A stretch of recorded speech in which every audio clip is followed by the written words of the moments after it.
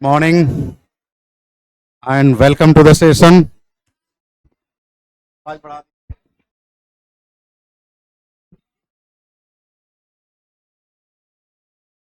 Yes,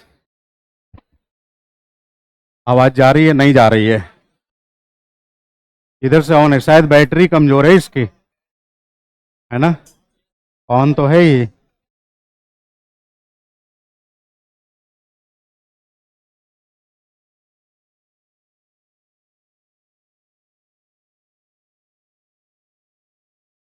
आज 11:15 की timing थी, शायद आप लोगों को पता होगी।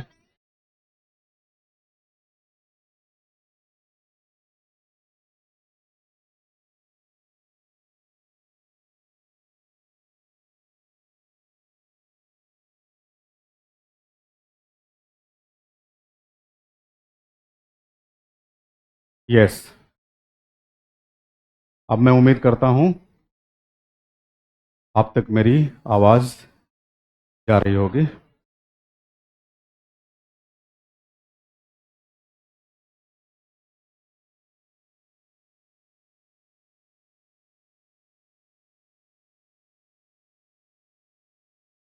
देखिए, शासन क्रिया में बाजार के साथ साथ नागरिक समाज की भी बड़ी भूमिका होती है। तो इस कड़ी में आज हम लोग नागरिक समाज से जुड़ी हुई संस्थाओं के बारे में पढ़ेंगे।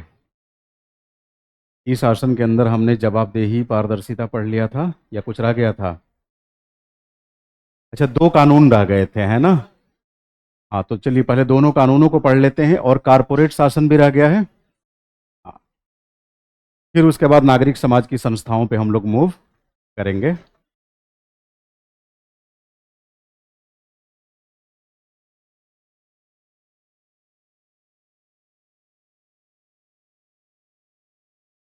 विसल ब्लोअर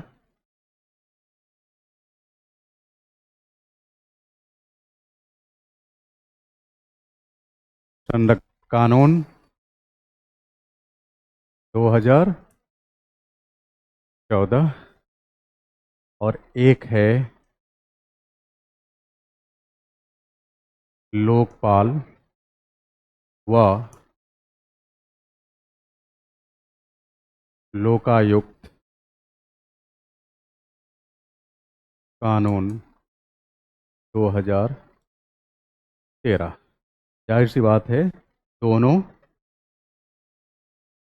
शासन के क्षेत्र में पारदर्शिता, शुचिता एवं जवाबदेही सुनिश्चित करने के माध्यम है ना? और दोनों ही के माध्यम से शासनिक परिक्षेत्र में भ्रष्टाचार को नियंत्रित करने की कोशिश की जाती है। ध्यान रखिएगा, जो भी डेवलपिंग स्टेट्स हैं वो किसी न किसी तरह की वेलफेयर पॉलिसीज़ को फॉलो करते हैं। तो आमतौर पे डेवलपिंग स्टेट्स आपको वेलफेयर स्टेट्स भी दिखेंगे। वेलफेयर स्टेट्स की सबसे बड़ी समस्या ये है कि जन कल्याण को सुनिश्चित करने के लिए सरकार की तरफ से ही तमाम नीतियों तथा योजनाओं का क्रियान्वयन करना होता है। अब सरकार जो नीतियाँ और योजनाएं बनाएंगी और उसका क्रियान्वयन सुनिश्चित करेंगी, तो क्रियान्वयन में किसकी भागीदारी होगी? भाई, सरकार की संस्थाओं से जुड़े हुए कर्मचारियों और पदाधिकारियों की। अब मान लीजिए सरकार की नीतियों के कुशल क्रियान्वयन को सुनिश्चित करने के मार्ग में सरकार के पदाधिकारी अगर ठीक तरीके से, सत्यनिष्ठा के साथ, इंटेग्रिटी के साथ अपने दायित्वों का निर्वहन नहीं कर रहे हैं, इसका मतलब कि वे किसी न किसी तरह का भ्रष्टाचार कर रहे हैं। कमोबेश सारे कल्याणकारी राज्य, आपको बताऊं, भ्रष्टाचार के नासूर से हमेशा ग्रस्त रहते हैं। मतलब भ्रष्टाचार रूपी दिमक शासन व्यवस्था को काटते रहता है, शासनिक व्यवस्था को खोखला करते रहता है। अल्टीमेटली सफ़र कौन करता है? आम जनता, जिसके लिए नीतियां बनाई जा रही है। ठीक है,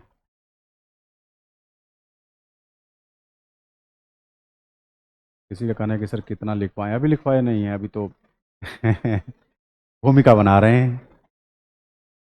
हैं। अभी लिखवाए नहीं है। तो आमतौर पर अब देखिए, लोकपाल व लोकायुक्त का कानून ये किस लिए है?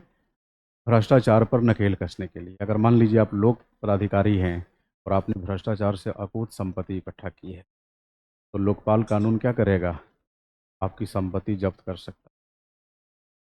लोकपाल आपकी संपत्ति जब्त कर देगा। इससे क्या होगा? एक तो आपने जो गलत किया उसका दंड मिल जाएगा, संपत्ति जब्त हो जाएगी, और भी दूसरे तरीके से आपको दंडित किया जाएगा।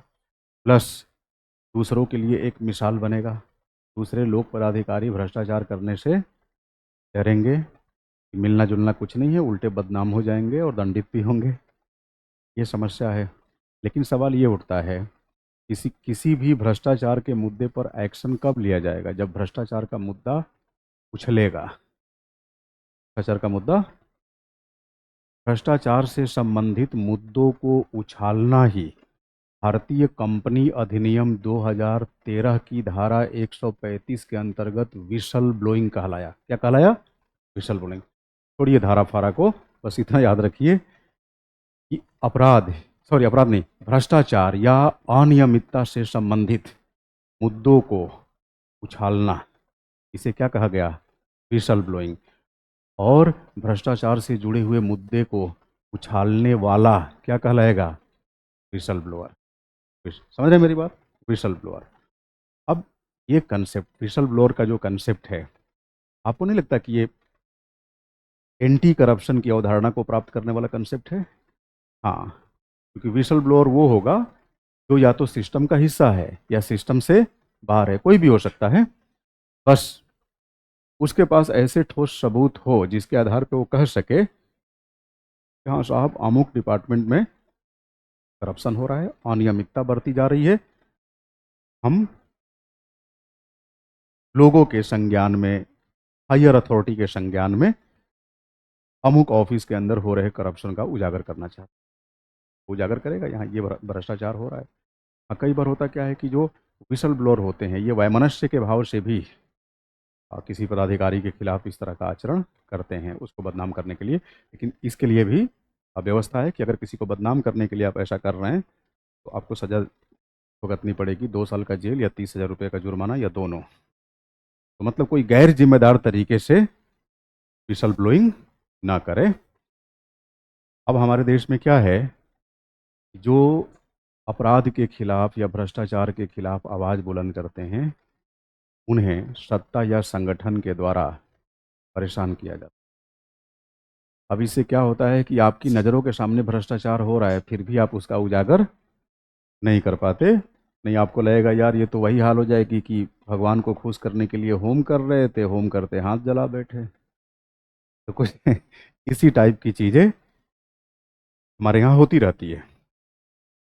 अब कहीं भी पब्लिक ऑफिस में करप्शन है, किसी भी मान लीजिए योजना को लेकर प्रॉपर तरीके से सामाजिक अंकेक्षण नहीं है, सोशल ऑडिट नहीं है, उल्टे सीधे तरीके से कई योजनाएं तो कागजों में चला दी जाती है, जनता को पता भी नहीं चलता।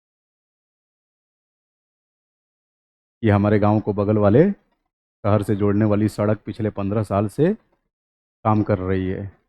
कहाँ? कागजों में। अब बताइए क्या है ये? करप्शन नहीं है? करप्शन है। और कई बार इसे जानने के बाद भी लोग अपनी आवाज़ बुलंद नहीं कर पाते। आवाज़ बुलंद क्यों नहीं कर पाते? क्योंकि उन्हें मालूम है कि कोई सुनने वाला नहीं है। अब सिस्टम में नीचे से ऊपर तक सभी किसी न किसी रूप में अगर भ्रष्टाचार में लिप्त हों, तो बताइए भ्रष्टाचार के खिलाफ लड़ना कितना मुश्किल होगा। अब उसमें सरकारी क्षेत्र के लोग भी जुड़े होते हैं, और सरकारी क्षेत्र से कोई निजी व्यक्ति, जिसे मान लीजिए ठेकेदार वगैरह, कंट्रैक्टर, अब ये कोई दूध के धुले तो होते नहीं है, ये अपने आप में खाता नागा टाइप के होते हैं। तो अगर इनका इंटरेस्ट जुड़ा हो और पता चला आपने संबंधित प्राधिकारी के खिलाफ आवाज़ बुलंद कर दी कि यहाँ भ्रष्टाचार हो रहा है, कमीशन लेकर पट्टे बांटे जा रहे हैं, ठेके बांटे जा रहे हैं, तो आप किसकी नज़र पे चढ़ गए? एक तरफ तो अधिकारी की नज़र पे चढ़े ही, दूसरी तरफ उस पट्टे और ठेके से लाभ अर्जित करने वाले जो लोग हैं उनके नज़र पर भी चढ़ गए। अब ये दोनों कहेंगे कि देखो जी, ये तो ये तहसील में वकालत करने वाला वकील या जिला न्यायालय में प्रैक्टिस करने वाला वकील कुछ ज़्यादा ही फड़फड़ा रहा है। समझ रहे मेरी बात? डीएम साहब भी बोलेंगे इसको, उस कंट्रैक्टर को, देख लो अगर इसके खिलाफ कोई साक्ष्य वगैरह मिलता है हम तो अपने स्तर से देख ही लेंगे। वैसे तुम चाहो तो अपने स्तर से तुम भी देख सकते हो। अब उसका स्तर क्या होगा? हाँ, नुकसान पहुंचाना है ना। वो शारीरिक क्षति पहुंचा सकता है, आर्थिक क्षति पहुंचा सकता है, दूसरे तरीके से नुकसान। अब बताइए, पता चला कि बेचारे सीधे साधे वकील साहब, नैतिक व्यक्ति, एथिकल व्यक्ति निपटा दिए गए। अब शहर में क्या मैसेज जाएगा बताइए? शहर में यही मैसेज जाएगा ना, जिसको जो करना है करो, जान बचे तो लाखों पाए। करो करप्शन, हमें पोल खोल अभियान का हिस्सा बनने की जरूरत नहीं है। विसल ब्लोइंग मतलब पोल खोल, और विसल ब्लोअर मतलब पोल खोलने वाला। कैसा पोल? भ्रष्टाचार से संबंधित। समझ रहे मेरी बात? भ्रष्टाचार से संबंधित। पोल खोल का मतलब ये नहीं कि आपके परदादा पे 4 केस लगा करती थी, दादाजी के ऊपर भी 6 6 FIR थे, तुम भी अपराधी हो, अब लगे पोल खोलने। ये नहीं। पोल खोल मतलब भ्रष्टाचार से संबंधित, और वो भी पब्लिक डोमेन में। पब्लिक डोमेन में तो सरकार व सरकार से जुड़ी हुई संस्थाओं में व्याप्त भ्रष्टाचार को उजागर करना विसल ब्लोइंग है, और भ्रष्टाचार का उजागर करने वाला विसल ब्लोअर है। विसल ब्लोअर कोई भी हो सकता है, उस सरकार के अंदर शामिल व्यक्ति हो सकता है, उस संस्था के अंदर काम करने वाला कर्मचारी हो सकता है, बाहर का भी व्यक्ति हो सकता है। क्लियर है? बट हमारे यहाँ विसल ब्लोइंग सफलतापूर्वक काम क्यों नहीं कर पाती? अपराध भ्रष्टाचार को रोकने से संबंधित अपने उद्देश्यों में सफल क्यों नहीं हो पाती? इसके पीछे वजह यही है कि विसल ब्लोअर्स को पर्याप्त सुरक्षा हासिल नहीं है। इन्हीं को सुरक्षा देने के लिए, किसको? पोल खोल अभियान चलाने वालों को सुरक्षा देने के उद्देश्य से हमारे यहाँ वर्ष 2014 में विसल ब्लोअर संरक्षण कानून लाया। क्लियर ये बात? ये कानून विसल ब्लोअर्स को अलग अलग तरह की सुरक्षाएं देता है। जैसे मान लीजिए आप राजस्व विभाग में काम करते हैं, राजस्व विभाग के पदाधिकारी हैं, विभाग में ही जम के भ्रष्टाचार हो रहा है, तो आप उस विभाग का हिस्सा बने रहते हुए विसल ब्लोइंग कर सकते हैं, पोल खोल अभियान चला सकते हैं। आपके पद व स्थिति पर कोई आंच नहीं आएगी। पहली बात। जब तक जब तक विसल ब्लोइंग की गतिविधि प्रमाणित नहीं हो जाती, तब तक आपके नाम को पूरी तरह से गोपनीय। समझ रहे मेरी बात? हाँ, ये तय हो गया कि हाँ साहब यहाँ भ्रष्टाचार हुआ है, तो भ्रष्टाचारियों को दबोच लिया जाएगा, फिर बताया जाएगा कि भ्रष्टाचार का उजागर इन्होंने किया, तब कोई दिक्कत नहीं। लेकिन कम से कम यहाँ तक की कोशिश ये की जाएगी कि भ्रष्टाचार का पर्दाफाश हो जाने के बाद भी आपका नाम गोपनीय रहे। लेकिन आमतौर पर नाम गोपनीय होते नहीं है, क्योंकि मान लीजिए डिपार्टमेंट के बाहर का कोई व्यक्ति है, सपोज कोई लीगल प्रैक्टिशनर है, वकील है, वो तो और चाहेगा कि मीडिया में उसका नाम उछले, इससे उसकी प्रैक्टिस बढ़ेगी। ये भी तो चीज़ें हैं। हाँ, बट जब तक विसल ब्लोइंग के द्वारा उठाए गए मुद्दे प्रमाणित नहीं हो जाते, तब तक आपके नाम की गोपनीयता, प्राइवेसी, सीक्रेसी पूरी तरह से बरती जाएगी, ताकि आपकी सुरक्षा को लेकर कोई चिंता ना हो। ठीक है? दूसरी बात, लाइमलाइट में आने के लिए अगर आप विसल ब्लोइंग कर रहे हैं तो आपके ऊपर आर्थिक व शारीरिक दंड आरोपित किए जाएंगे। ये तमाम चीज़ें इस कानून के अंदर कवर अप की गई है। बट दुर्भाग्य की बात यह है कि हमारे यहाँ विसल ब्लोइंग कानून, आप मान के चलिए कि नाम मात्र के बराबर सक्सेसफुल है, ना के बराबर सफल है। क्यों ना के बराबर सफल है? हमारे यहाँ विसल ब्लोइंग कोई करना ही नहीं चाहता। हमारे यहाँ विसल ब्लोइंग कोई करना ही नहीं चाहता। हाँ, इसलिए नहीं करना चाहता कि आमतौर पे जनता के पास जितनी जागरूकता होनी चाहिए, जागरूकता नहीं है। जनता को अपनी शासन प्रणाली को लेकर जितनी चिंता होनी चाहिए, चिंता नहीं है।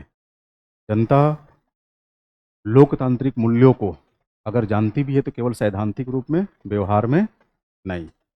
आज भी देखेंगे ग्रामीण इलाकों में, गांव की बसावटों के बीच अगर कोई स्कूल है, सरकारी स्कूल जिसको बोलते हैं, अमूमन सरकारी स्कूलों में अब तो खैर बाउंड्री वॉल बना दी जाती है, पहले ये भी नहीं हुआ करता था। और क्लासरूम के अंदर पता चला लोग, गांव वाले खिड़की तोड़ डाले हैं, गेट तोड़ डाले हैं, वहाँ की कुर्सी उठाकर लाकर अपने दरवाजे पर कुर्सी लगाए हुए हैं, लिखा हुआ है कक्षा 5।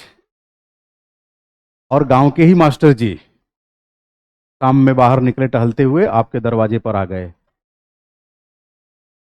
आपके घर का कोई सदस्य कह रहा है, अरे भाई मास्टर जी आए हैं, कुर्सी दो। आप दौड़ के वही कुर्सी निकाल के रखे, मास्टर जी बैठे, चले गए। तो वो आपत्ति भी नहीं जताए। अब इसी से आप अंदाजा लगा लीजिए कि हम लोकतांत्रिक मूल्यों को लेकर कितना सचेत हैं। नहीं है। अब वो ऑल ओवर सडन नहीं होता, ये समय के साथ सुधार होते हैं, है ना। ये मैं तब का बात बता रहा हूँ, मैं आंखों देखा हाल बता रहा हूँ, ये 90 के दशक की बात आपको बता रहा हूँ। अभी 2025 में है, तमाम चीज़ें बदली हैं, तो पूरी एक जनरेशन बदल गई आप कह लीजिए।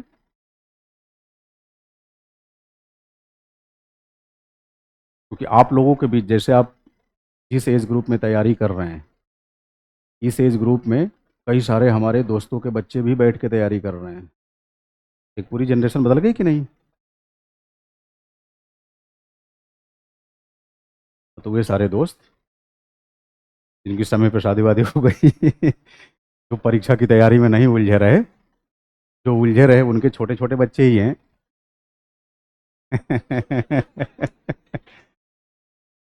हाँ, क्योंकि आमतौर पे क्या होता है, नहीं पहले सिलेक्शन, इसके बाद जो कुछ होगा होगा, लेकिन पहले सिलेक्शन, इस चक्कर में कई बार विलंबन हो जाता है।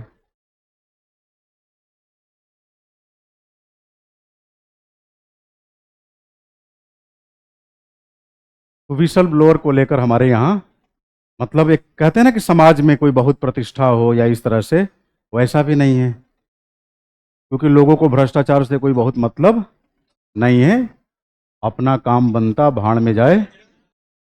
यहाँ ज्यादातर इसी फिलॉसफी को लोग फॉलो करते हैं, समझ रहे हैं मेरी बात। हाँ। अब कोई नेता आपके सामने दिख रहा है कि चुनावी रैलियों में जब हमारे बीच वोट मांगने आता था तो खटहरे जीप पे बैठकर आता था। चुनाव जीतने के बाद उसके पास प्राइवेट जेट कहाँ से आ गई। अब वो केवल हवाई मार्ग से चल रहा है, यानी 125 करोड़ रुपए की हेलीकॉप्टर खरीद लिया, छोटी 3 सीटर। ये कहाँ से आ गई। आपको इसकी कोई सर्दी गर्मी नहीं है, आप कोई सामाजिक अंकेक्षण करने नहीं जा रहे हैं इस मुद्दे को लेकर। ये अपने दायित्वों में कितना सामाजिक और कितना नैतिक है, सामाजिक और नैतिक रूप से कितना सही है, इससे दूर दूर तक आपको कोई लेना देना नहीं है। आप इस बात को लेकर खुश हुए जा रहे हैं, मेरी जाति का नेता है, देखो हवा में ही उड़ रहा है, केवल मेरे क्षेत्र का है, मेरी कॉन्स्टिट्यूएंसी का है, मेरे लैंग्वेज ग्रुप का है, इस तरीके से वैविध्यमूलक समाज। तो अभी जो डेमोक्रेटिक स्पिरिट होनी चाहिए वो अभी तक नहीं आ पाई है, इसलिए विसल ब्लोइंग को हम बहुत गंभीरता से नहीं लेते, लिहाजा विसल ब्लोअर की भी कोई बहुत गरिमा नहीं है। लेकिन एक बात तो मानना पड़ेगा भाई कि हमारे यहाँ राज्य को जनता के हित में कई सारी कल्याणकारी योजनाओं का क्रियान्वयन करना होता है। कल्याणकारी योजनाओं का क्रियान्वयन करने के लिए राज्य का दायरा व्यापक बनाना पड़ता है, यानी सरकारी नौकरशाही, सरकारी मशीनरी, इसे भारी भरकम बनाना होगा। क्योंकि जनता के कल्याण के लिए योजनाओं का क्रियान्वयन किसके सौजन्य से होगा, सरकारी कर्मचारियों के ही सौजन्य से, है ना। हाँ, उसमें जनता की भागीदारी हो सकती है, लेकिन मुख्य दायित्व तो किसे निभाना पड़ेगा, राज्य को, उसकी संस्थाओं को। राज्य की संस्थाओं का संबंध उसके नौकरशाह, कर्मचारी, सेवक, इनसे होता है। तो जब इनका तंत्र भारी भरकम होगा तो उसको नियंत्रित करना भी मुश्किल होगा। लिहाजा सरकारी क्षेत्र में अनियमितता बढ़ेगी, भ्रष्टाचार बढ़ेगा, उत्पादकता घटेगी, हम तरह की चीज। अब सरकारी स्कूल में मास्टर साहब आकर कुर्सी पर बैठ के एक हल्का सा स्लैम्बर भी मार लिए, 10 मिनट में गहरी नींद, स्टूडेंट को कोई टेंशन नहीं है। क्या प्राइवेट स्कूलों में यह मुमकिन है। ये कह रहे हैं यस सर, नहीं ये मुमकिन नहीं है है ना, एक्शन ले लिया जाएगा, कार्यवाही हो जाएगी, ये मुमकिन नहीं है। ये क्या दर्शाता है, सरकारी क्षेत्र में व्याप्त हिला हवाली को दर्शा रहा है, लेट लतीफ़ी, लाल फीताशाही, अकर्मण्यता, प्लस एक ऐसी अभिवृत्ति विकसित हो जाती है कि एक बार नौकरी लग गई, टिल रिटायरमेंट चौड़ा होकर बने रहिए। और देखिए समाज में एक ऐसा माहौल व्याप्त हो गया, सामाजिक वातावरण एक ऐसा बन गया है कि आप चाहे प्राइवेट सेक्टर में, निजी क्षेत्र में, अपनी योग्यता के आधार पर, अपनी काबिलियत के आधार पर कितनी भी ऊंचाई क्यों न छू लें, लोग यही कहेंगे। ये नहीं जानेंगे कि आप कितना कमाते हैं, क्या आपको सुविधाएं मिली हुई है, कुछ नहीं। आपकी सारी फैसिलिटी, सारे सर्विस कंडीशन किनारे। सिंपल सा सवाल होगा, नौकरी सरकारी है कि प्राइवेट? अब अगर आपने कह दिया प्राइवेट, आप बने रहिए वर्ल्ड बैंक के सीईओ, कोई लेना देना नहीं है। कोई लेना देना नहीं। ये समाज की मनोवृत्ति को दर्शा रहा है। समाज की मनोवृत्ति, और देख रहे हैं कितनी भोली भाली मनोवृत्ति है, कितनी इनोसेंट टेंडेंसी है। अब इस इनोसेंट टेंडेंसी के लोगों से आप ये उम्मीद करेंगे कि भ्रष्टाचार के खिलाफ लड़ाई लड़ेंगे? नहीं।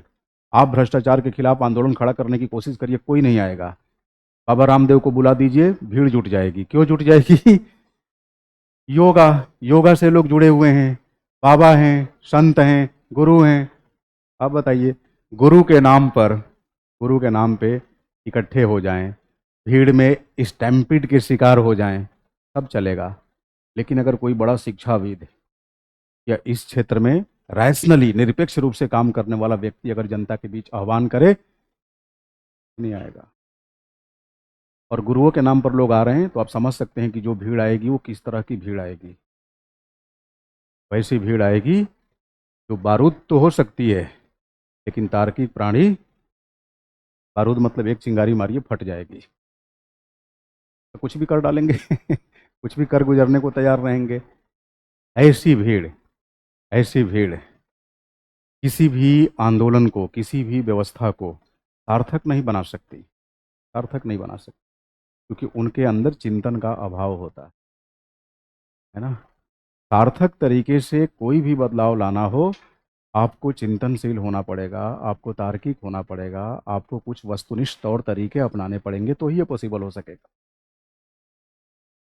तो मिला जुला के आप कह सकते हैं कि जनता का मिजाज, जनता का रुझान अभी भी करप्शन को लेकर उस तरह का नहीं है। मतलब हमारा जो एटीट्यूड है, हमारी जो वृत्ति है, भ्रष्टाचार विरोधी नहीं है, एंटी करप्शन नहीं है। हमें मालूम होता है। आप सोचिए ना, अच्छे अच्छे पढ़े लिखे लोग, और जगह को हटाइए, तहसील में जाएंगे, रजिस्ट्रार के पास जाएंगे, छोटे छोटे काम के लिए न्यौछावर देकर आएंगे, चढ़ावा। और उन्हें कोई आपत्ति नहीं है, वो इस बात से खुश है कि उनका चढ़ावा जल्दी स्वीकार कर लिया गया और हस्ताक्षर हो गया। मस्त है।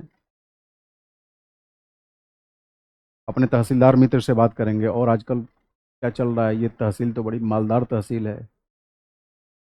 हाँ यार, बात तो ठीक है, लेकिन नेताओं का बड़ा दबाव रहता है, ऐसे बोलेंगे। नेताओं का बड़ा दबाव रहता है, गर्दन पे तलवार लटकी रहती है। उसे सुबह से शाम तक कितना बन जाता है? वही कोई 4-5 लाख रुपए। अब सोचिए, और आप भी सुन रहे हैं, और सुनकर ऐसा नहीं कि आपके अंदर कोई आंदोलनकारी जागृत हो रहा है। मजे ले रहे हैं? नहीं यार, ठीक है, बढ़िया है, अच्छा किया तुमने।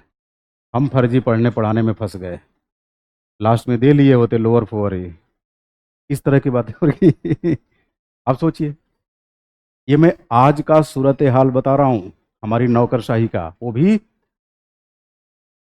लोकल ब्यूरोक्रेसी, स्थानीय नौकरशाही, और नौकरशाही, जो कहते हैं ना लोअर लोअर ब्यूरोक्रेसी। ये नायब तहसीलदार, तहसीलदार लोअर ब्यूरोक्रेसी के ही हिस्से होते हैं। मैं ये नहीं कह रहा हूँ कि सारे करप्ट, लेकिन आमतौर पे देखेंगे सिस्टम को जब अंदर से जाकर आप, आपको साफ साफ लगेगा पैसे के बिना कुछ हो ही नहीं रहा है। और अभी जब अवलोकन करेंगे तो आपको बुरा लगेगा, फिर जाकर आप उसी सिस्टम का हिस्सा बन जाएंगे।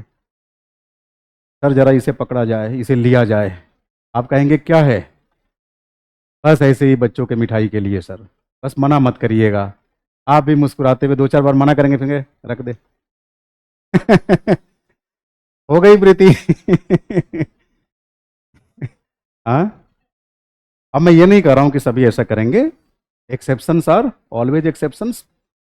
हाँ, लेकिन अगर एक्सेप्शन बनने की कोशिश करेंगे इस तरह की व्यवस्था में, तो आपको नहीं लगता कि अलग थलग पड़ जाएंगे आप अलग थलग पड़ जाएंगे। लोग ये कहेंगे, देखिए आपको चैरिटी करने का शौक है, आप करिए ना भाई, हमारे पेट पे क्यों लात मार रहे हैं?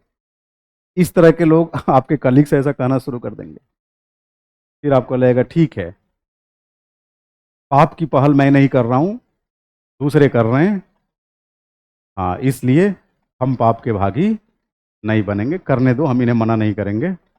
बस उसी शिथिल व्यवस्था, घिसी पिटी व्यवस्था के हिस्सा नए एंट्रेंट्स, जिसको कहते हैं नए नौकरशाह, भी बन जाते हैं। तो सबसे बड़ी वजह टेंडेंसी की है। कानून के सैद्धांतिक प्रावधान तो ठीक है, अपनी जगह जरूरी है, लेकिन व्यवहार में आपको नहीं लगता कि भ्रष्टाचार को रोकने में मनोवृत्ति सबसे अधिक जरूरी है? अच्छा ये बताइए, आप कहें कि नहीं जी, कोई सरकार पीठ थपथपाए अपनी, देखो हम तो विसल ब्लोअर कानून लाए हैं, अब भ्रष्टाचार का तेजी से उजागर किया जाएगा। आप सरकार से पूछ सकते हैं ना, किसको मूर्ख बना रहे हो तुम?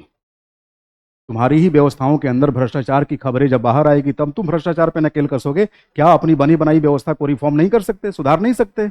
इसकी नौबत ही ना आए, तुम भ्रष्टाचार करो ही मत। मेरी बात समझ रहे हैं कि नहीं? तो सरकार भी तो लोगों को अपने तरीके से संतुलित करती रहती है। तो मूल समस्या पर आपको जोर देना है, फोकस करना है। ये विसल ब्लोअर फिसल ब्लोअर कुछ नहीं कर पाएंगे अगर मनोवृत्ति नहीं सुधरेगी। कहाँ कहाँ विसल ब्लोअर जाएंगे बताइए? और जो गलत करने का आदी है वो तय मानिए पावरफुल भी है। आप कहेंगे, आदर्शवादी बनकर बोलेंगे, नहीं, सत्य से बड़ी ताकत कुछ नहीं हो सकती, अहिंसा से बड़ी ताकत कुछ नहीं हो सकती। सत्य, अहिंसा, सत्याग्रह, इसका सम्मान केवल सभ्य समाज में होता है, असभ्यों के बीच नहीं। आप चले जाइए उत्तर कोरिया, करिए सत्याग्रह। वो कहेगा आपकी मरने की रफ्तार को थोड़ा हम बढ़ा देते हैं, बहुत शौक है तो। समझ रहे मेरी बात? जहाँ व्यवस्था नीचे से ऊपर तक करप्शन में लिप्त हो, करप्शन का शिकार हो, आपको नहीं लगता ये बहुत काम नहीं कर पाएंगे? फिर भी चूंकि परीक्षा में लिखना है तो इनके पॉइंट्स का ध्यान रखना ही पड़ेगा। हाँ, तो हम लोग सिद्धांत की तुलना में व्यवहारिक पक्ष पे अधिक फोकस कर रहे हैं। ये तो तय है कि करप्शन पर नकेल कसने के लिए, अच्छा ये जो बातें आपको बता रहा हूँ, ये लोकपाल व लोकायुक्ता में भी लागू होगा। ये लोकपाल लोकायुक्त किस लिए हैं? भ्रष्टाचारियों को दंडित करने के लिए, यही है ना मेन।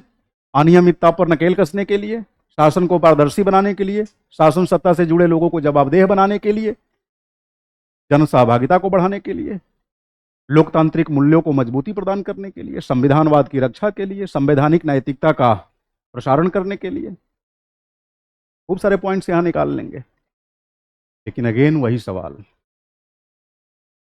आखिर इनकी जरूरत ही क्यों? व्यवस्था के भीतर क्या इंटरनल रिफॉर्म्स नहीं हो सकते? अब आप कहेंगे नहीं नहीं, हम तो एथिक्स पढ़वा रहे हैं बच्चों से। एथिक्स पढ़ लेने से वो नैतिक हो जाएगा? उसको एथिक्स पढ़ाने वाला ही अगर निहायत अनैतिक हो तो बताइए, एथिक्स पढ़ने वाला नैतिक हो जाएगा?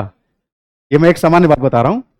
मैं ऐसा इसलिए कह रहा हूँ कि वर्तमान जो साक्ष्य हैं, वर्तमान साक्ष्य, जब से आपके सिलेबस में 2013 ऑनवर्ड्स मेंस का सिलेबस बदला, और आप देखेंगे ये चौथा पेपर जब आया, एथिक्स, इंटेग्रिटी एंड एप्टीट्यूड, उसके बाद से जितने अधिकारी बने, पहले के अधिकारियों की तुलना में करप्शन में इनकी संलिप्तता अधिक पाई।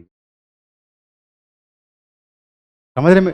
मैं बिल्कुल फैक्ट पे बात कर रहा हूं। इसका मतलब कि एथिक्स पढ़ने वाले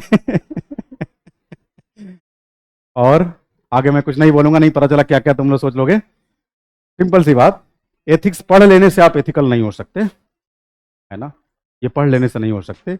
नैतिकता जो होती है ना, वो पूरे सामाजिक राजनीतिक पर्यावरण के माध्यम से विकसित होती है। करप्ट एनवायरनमेंट में आप एथिकल कैसे हो सकते हैं? आप करप्शन फ्री कैसे हो सकते हैं? नहीं हो सकते, क्योंकि वो जो सोशल एनवायरनमेंट है उसका फर्क पड़ता है, उसका फर्क पड़ेगा। हाँ, सुधार, वही बात है ना। इसके लिए सबसे पहले आपको सुधारों के प्रति अपने अंदर जागरूकता लानी होगी। समझ रहे मेरी बात? अब मान लीजिए आप सिस्टम के हिस्सा हैं, अभी हम लोग विमर्श कर रहे हैं, आपको साफ साफ दिख रहा है ना कि वास्तविक समस्या कहाँ है। आप बताइए, आप उस सिस्टम का किसी न किसी रूप में हिस्सा बनेंगे कि नहीं? सुधार करना चाहिए ना, ऐसे आएगा सुधार। लेकिन सवाल ये उठता है कि संगोष्ठियों में, कक्षा कार्यक्रम में, विचार विमर्श में हम खूब चिकनी चुपड़ी बातें करते हैं, लेकिन व्यवहार में जब फेस करना होता है तो आंख दबा के निकल ले, चलो ठीक है अगली बार देखेंगे। सुधार का ठेका क्या हमने ले रखी है? सबका होना चाहिए, कंसर्टेड एफर्ट्स होना चाहिए, सार्वजनिक सामूहिक प्रयास होना चाहिए। हम किसी न किसी रूप में जिम्मेदारियों को, दायित्वों को टाल देते हैं। ये सबसे बड़ी समस्या है लोक प्रशासन में। और भारत जैसे विकासशील देश जो कल्याणकारी राज्य की हैसियत से अपने दायित्वों का निर्वहन करता है, यहाँ पर तो ये समस्याएं और भी आम बन जाती है। और देखिए, अब जहाँ लोगों की मनोवृत्ति ही जिस रूप में एंटी करप्शन होनी चाहिए वो नहीं है, आपको लगता है एंटी करप्शन को बढ़ावा देने वाले यानी करप्शन को कम्बैट करने वाला कोई भी विधायी, प्रशासनिक या न्यायिक उपाय सफल हो पाएगा? अब पता चला कि लोकपाल हुआ लोकायुक्त। लोकपाल कौन होगा? लोका लोकपाल के अंदर और कितने मेंबर्स होंगे, सदस्य कितने होंगे, इन सबका, इन सबकी नियुक्ति एक ऐसी समिति के द्वारा, इन सबका चयन एक ऐसी समिति के द्वारा किया जाएगा जिस समिति की अध्यक्षता भारत के प्रधानमंत्री करेंगे। और भारत में प्रधानमंत्री का जो पोजीशन है वो निहायत राजनीतिक पोजीशन है, डैम पॉलिटिकल पोजीशन जिसको कहते हैं, एकदम से राजनीतिक पद है वो। और उस चयन समिति में प्रधानमंत्री की अध्यक्षता में लोकसभा अध्यक्ष होंगे, नेता प्रतिपक्ष होंगे, सारे तो राजनीतिक लोग भरे हुए हैं। और बताया गया कि जो 4 सदस्य होंगे वो न्यायिक क्षेत्र के होंगे और 4 अन्य गैर न्यायिक, लेकिन गैर न्यायिक ऐसे लोग जिनकी सत्यनिष्ठा काफी समृद्ध है। अब सत्यनिष्ठा का आकलन कैसे होगा? प्रधानमंत्री जी के नजर में, अब उन्हीं की नजर से सत्यनिष्ठा का निर्धारण होगा, सीधी सी बात है। मतलब पॉलिटिकल डाइल्यूशन आपको दिखेगा यहाँ। अब बताइए, ऐसी संस्था जो राजनीति से प्रभावित है, राजनेताओं के हाथों ही इसका सृजन हो रहा है, इस पुतले का सृजन हो रहा है, लोकपाल नामक पुतले का, ये क्या ही नियंत्रण कर लेगा? और भारत में तो कई सारे ऐसे करप्शन की घटनाएं हैं जिनकी जानकारी 25-25 साल बाद पता चलती है। इसमें कहा गया कि अगर मान लीजिए करप्शन से रिलेटेड किसी मुद्दे की विशल ब्लोइंग की जाती है, ठीक है, और पता चला कि वो मुद्दा 7 साल पहले घटित हुआ था, किसी 2025 से, और अगर मान लीजिए 2015 या 2016 के करप्शन रिलेटेड किसी इशू को प्रोजेक्ट किया जा रहा है, तो लोकपाल कहेगा no no we can not entertain it, the issue has been expired. 7 साल तक का मुद्दा होगा तो ही हम इसे एंटरटेन करेंगे। तो 7 साल से पहले का corruption good corruption, bad corruption, समझ रहे हैं? इस तरह से, यानी कहने का मतलब कि भ्रष्टाचार को लेकर कोई वस्तुनिष्ठ परिभाषा नहीं है, भ्रष्टाचार को लेकर कोई ठोस परिभाषा नहीं है। सबसे बड़ी समस्या तो ये। तो एक तो इन विधायी उपायों को आमतौर पे जनता को बेवकूफ बनाने के लिए अपनाया जाए। ये लोकपाल, लोकायुक्त क्यों आया? अरे भाई, रामलीला मैदान में चरस काट रखी थी लोगों ने, कभी बाबा के नेतृत्व में लोग इकट्ठा हो रहे हैं, कभी अन्ना के नेतृत्व में हो रहे हैं। सरकार क्या करे बेचारी? यूपीए 2 मनमोहन सिंह जी की सरकार, प्रणब मुखर्जी के नेतृत्व में बेसिकली एक जांच समिति भी गठित की गई थी कि आप पता करें कि हमारे लिए लोकपाल कितना महत्वपूर्ण है। अब समितियों का क्या है? समितियां तो अपनी अनुशंसा में बोलेंगी ही कि भ्रष्टाचार हो रहा है, तो इस पर नकेल कसने के लिए कोई व्यवस्था अपनाएं। तो पहले ये बेसिकली जिसको हम लोकपाल कहते हैं, इसको विदेशों में ओम्बड्समैन सिस्टम कहा जाता है। क्या कहते हैं? ओम्बड्समैन सिस्टम, ओम्बड्समैन प्रणाली। ये बेसिकली भ्रष्टाचार से जुड़ी हुई शिकायतों का निस्तारण करता है, सीधी सी बात, और उसमें संलिप्त लोगों को दंडित करता है। अब देखिए, ऐसा थोड़ी है, हमारे यहाँ जो ओम्बड्समैन सिस्टम है जिसको हम लोकपाल व्यवस्था कहते हैं, अब लोकपाल व्यवस्था से हमने न्यायपालिका को अलग रखा है। चलिए, ये बात अपनी जगह दुरुस्त है, न्यायपालिका से, मतलब न्यायपालिका पर इसका हस्तक्षेप नहीं होगा। न्यायपालिका हमारी ओम्बड्समैन प्रणाली का हिस्सा नहीं होगी। कहने का मतलब कि न्यायिक करप्शन से संबंधित कोई भी मुद्दा इनके सामने नहीं उठाया जा सकता। प्लस हमारी संसद के भी तो कई सारे प्रिविलेज हैं, तो संसदीय विशेषाधिकार से जुड़े हुए मसले लोकपाल के दायरे में नहीं आएंगे। समझ रहे मेरी बात? राष्ट्रीय सुरक्षा से संबंधित मामले, अंतरिक्ष प्रौद्योगिकी से संबंधित मामले, परमाणु तकनीक व परमाणु ऊर्जा से जुड़े हुए मामले, इन सारे मामलों पर प्रधानमंत्री का हस्तक्षेप होता है, पीएमओ का। समझ रहे हैं मेरी बात? प्रधानमंत्री के ये सारे मामले, इनसे जुड़े हुए कृत्य लोकपाल के दायरे में नहीं आए। तो फिर किस लिए है ये? प्लस ये राजनीतिक पूर्वाग्रह से ग्रस्त है। जो सत्ताधारी होगा उसका हस्तक्षेप होगा।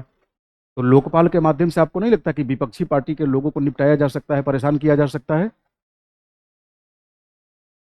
तो जिस रूप में लोकपाल की व्यवस्था को या विसल ब्लोअर व्यवस्था को हमारे यहाँ विकसित किया जाना चाहिए था, उस रूप में यह नहीं हो पाया है। और इसके पीछे की वजह यही है कि जनता भी इसको लेकर कोई बहुत सक्रिय नहीं है और राज्य भी इसे लेकर कोई सक्रिय नहीं है। राज्य मतलब सरकार, सरकार का तंत्र।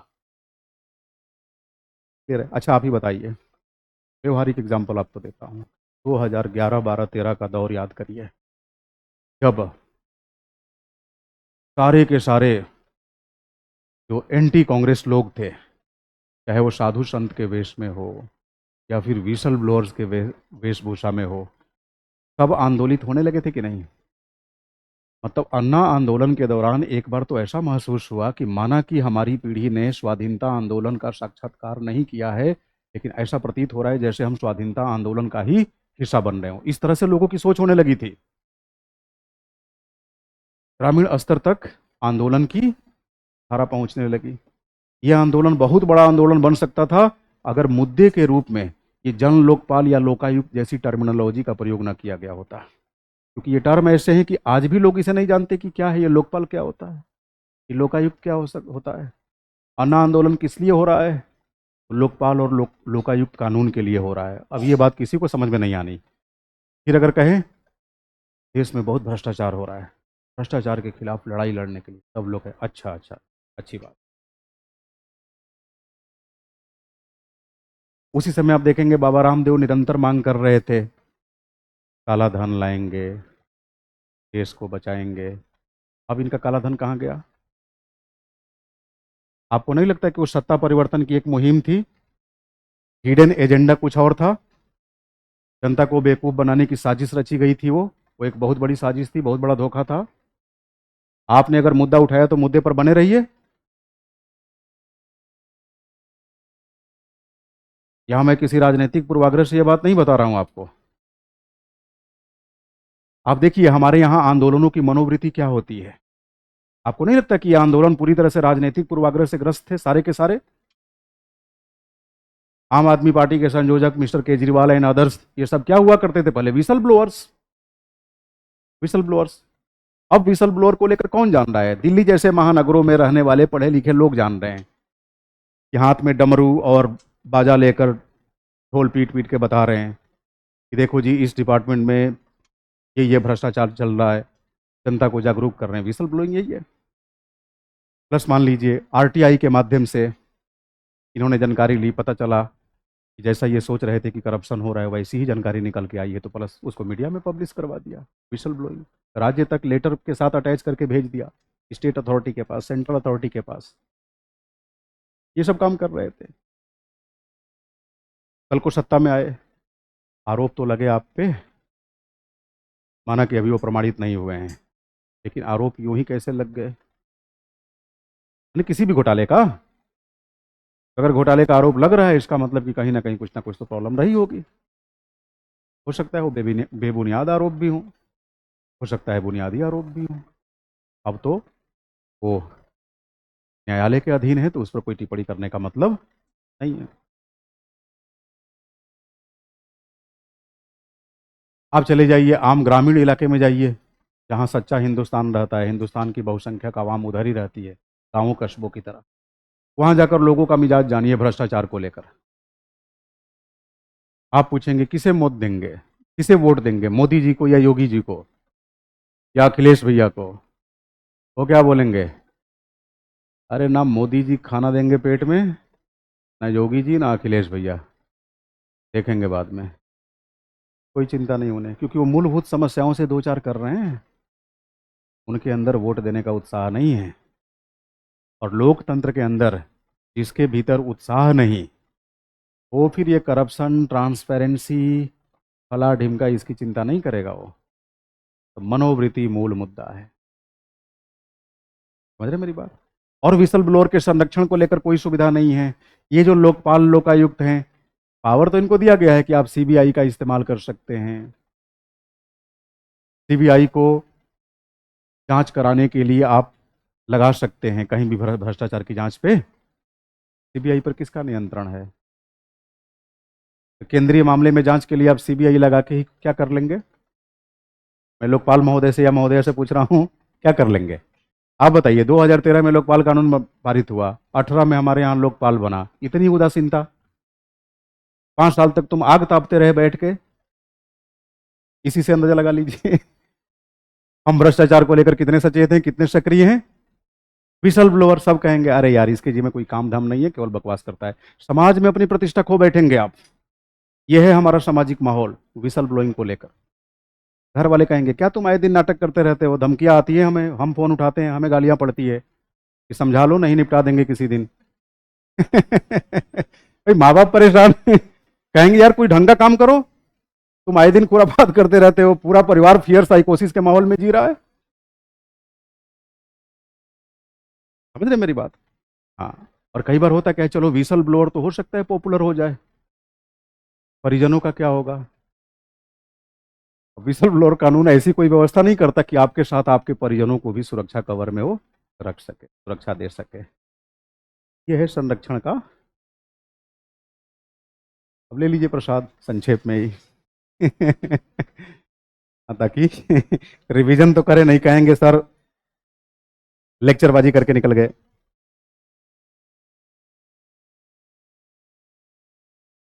अच्छा, इसके साथ एक और, इन कानूनों के साथ एक और चीज आपको समझा देता हूं। सोशल ऑडिट का मतलब समझ रहे हैं? जरा सामाजिक अंकेक्षण भी समझ लीजिए। 2-3 लाइन में इसके बारे में लिखवा दूं ताकि आप रिवीजन करते समय यहीं पर लिख नीचे सामाजिक अंकेक्षण। सामाजिक अंकेक्षण, अंकेक्षण, अंकेक्षण को बोलते हैं ऑडिटिंग। सामाजिक मतलब सोशल, सोशल ऑडिटिंग। ठीक है, सोशल ऑडिटिंग।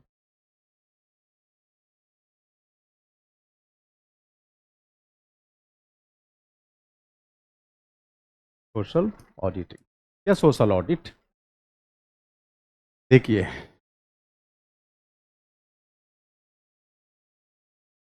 मान लीजिए कोई योजना चलाई जा रही है, ये सिंपल से एग्जाम्पल बता रहा हूँ।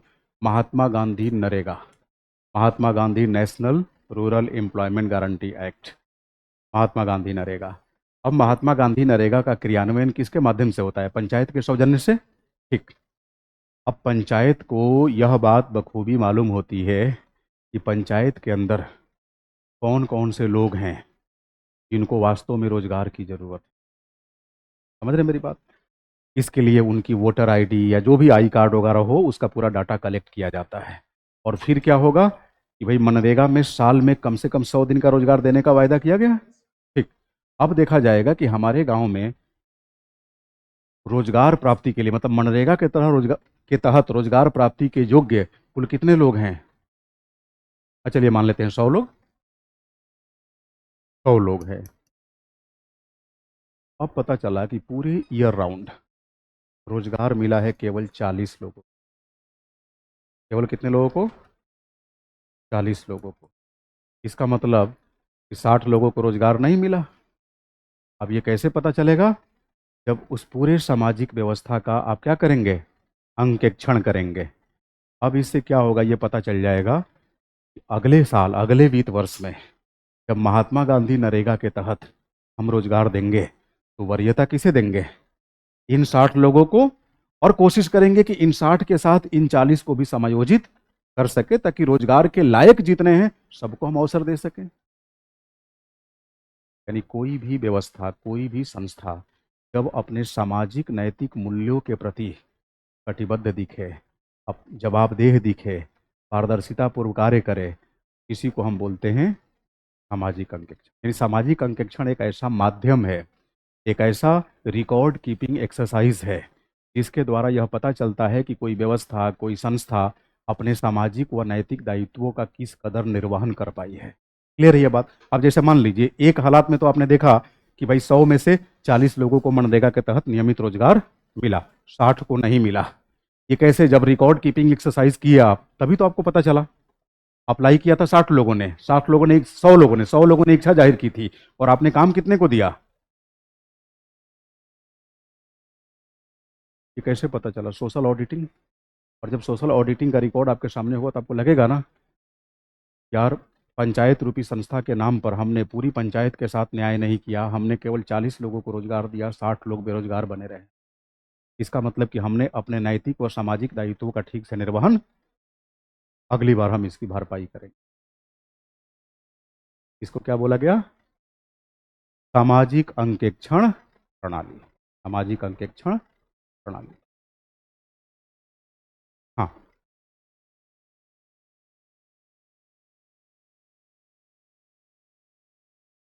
हाँ, तो करप्शन तो इसमें होता ही है ना। तो जैसे हर हर क्षेत्र में होता है, वैसे यहाँ भी। बट सामाजिक अंकेक्षण का मतलब ही होता है कि सार्वजनिक क्षेत्र से जुड़ी व्यवस्था में काम करते समय संबंधित संस्था अपने सामाजिक व नैतिक मूल्यों के प्रति तत्पर हो। अब अगर तत्परता का बोध ही उसमें न रहे तो फिर क्या ही कहेंगे? अरे भाई, करप्शन हर जगह है। हम इस प्रणाली की बात कर रहे हैं। अगर मान लीजिए सामाजिक अंकेक्षण प्रणाली ठीक से काम नहीं करेगी, तो क्या लाभ मिलेगा? इसका नहीं मिलेगा। आप एक विद्यार्थी हैं, आपका धर्म क्या है? प्रथमेव धर्म, ईमानदारी से पढ़ाई करना। अब हम तो उस धर्म की ही बात करेंगे ना। अब एक विद्यार्थी के नाते मान लीजिए, ये आपके ऊपर है, आप पढ़ाई कर रहे हैं कि नहीं, लेकिन विद्यार्थी धर्म तो नियत रहेगा। मैं सामाजिक अंकेक्षण की बात कर रहा था। हम इसकी गारंटी नहीं ले रहे हैं कि सामाजिक अंकेक्षण जहाँ है वहाँ सफलतापूर्वक काम कर रहा है। सफलतापूर्वक काम कर रहा होता तो आज करप्शन के नाम पे पिछले 1 घंटे से हम चिल्ला रहे होते क्लास में। हाँ। उस संस्था से जुड़े हुए लोग, उस संस्था से जुड़े हुए जवाबदेह लोग, जिम्मेदार लोग।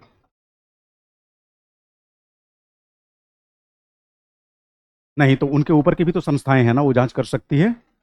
ऊपर की संस्थाएं जांच कर सकती है। ऐसा थोड़ी है कि हर संस्था एकदम से ऑटोनोमस है, जो करेगी वही करेगी। ऐसा नहीं। हाँ। आम जनता भी कर सकती है। आम जनता भी कर सकती है। जैसे देखिए, सरकारी स्कूलों में देखेंगे, ग्रामीण स्तर पे जो पंचायती राज के तहत स्कूल हैं, भाई, गांव के कुछ गिने चुने लोग स्कूलों में जाकर धावा बोलते हैं कि नहीं, टाइम से खिचड़ी बटी कि नहीं, मिड डे मील योजना ठीक से चल रही है कि नहीं, उसका भी रिकॉर्ड रखा जाता है। ये सब सामाजिक अंकेक्षण का हिस्सा है।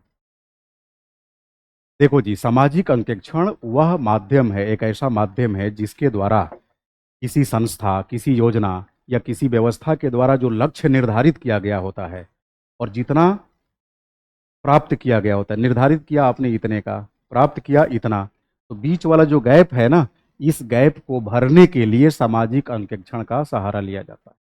तो भाई, हमारा उद्देश्य तो इतना था, लेकिन प्राप्ति कितनी हुई? उससे कम। तो जब उसका हम सोशल ऑडिटिंग करेंगे तो ये पता तो चल जाएगा ना कि जैसा लक्ष्य निर्धारित किया था वैसी प्राप्तियां नहीं हो पाई। आगे सुधार करेंगे। हाँ, बिल्कुल दे सकते हैं, बिल्कुल। सामाजिक, मतलब सिविल सोसाइटी ऑर्गेनाइजेशंस, है ना, नागरिक समाज से जुड़ी हुई सारी संस्थाओं की इसमें भूमिका। क्योंकि रिकॉर्ड पेश करते हैं ना, वो कहेंगे सरकार की अमुक योजना यहाँ चल रही है, देखो इस योजना से 50 गांवों को लाभान्वित होना था, 2 गांवों में लाभ दिख रहा है, 48 गांव ठन ठन गोपाल। ये क्या है? ऑडिटिंग से ही तो पता चला। क्लियर है ये? हाँ। तो लिख लीजिए, पहले सामाजिक अंकेक्षण ही लिख लीजिए, ये ना, कोई बात नहीं। पहले विसल ब्लोअर एक्ट लिख लीजिए। क्या लिखे हो?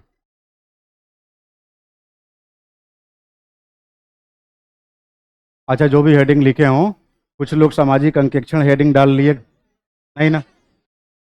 अच्छा, तो इसमें ऐसा क्या है? हाँ। हाँ, बिल्कुल, आप लिखवाइए।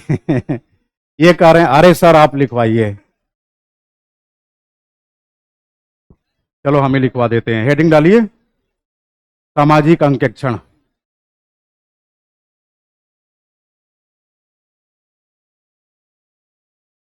लिख लीजिए, लिख लीजिए।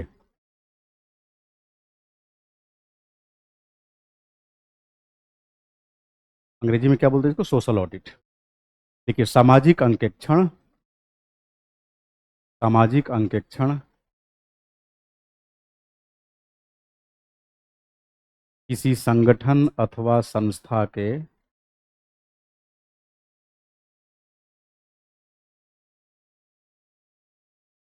सामाजिक अंकेक्षण, किसी संगठन अथवा संस्था के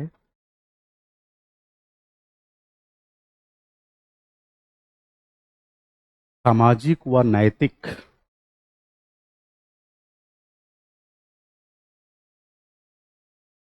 सामाजिक व नैतिक प्रदर्शन को सामाजिक व नैतिक प्रदर्शन को मापने मापने यानी मेजर करने, मेजरमेंट करने, मापने, समझने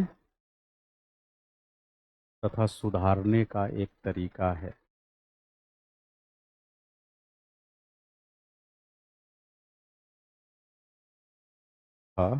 यह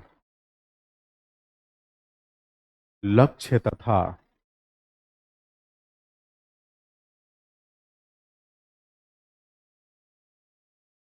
वास्तविकता के मध्य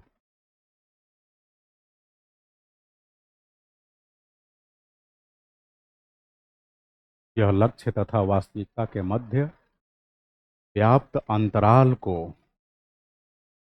लक्ष्य तथा वास्तविकता के मध्य व्याप्त अंतराल को पाटने में सहायक है।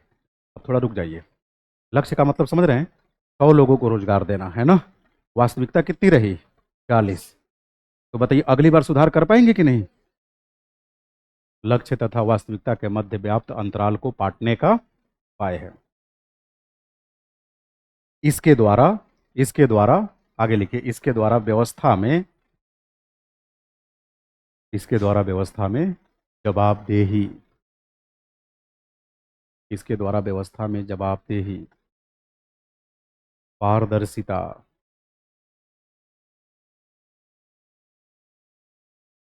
इत्यादि के साथ साथ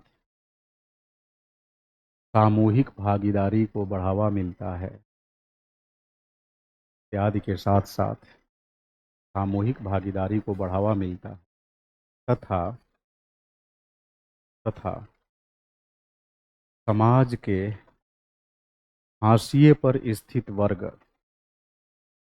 समाज के हाशिए पर स्थित वर्ग को मुख्य धारा से जोड़ने में, हाशिए समझ रहे हैं?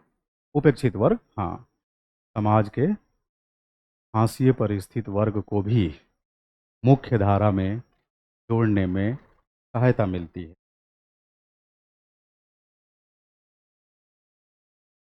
आगे लिखेंगे इसी में, सामाजिक अंकेक्षण प्रक्रिया का उपयोग सामाजिक अंकेक्षण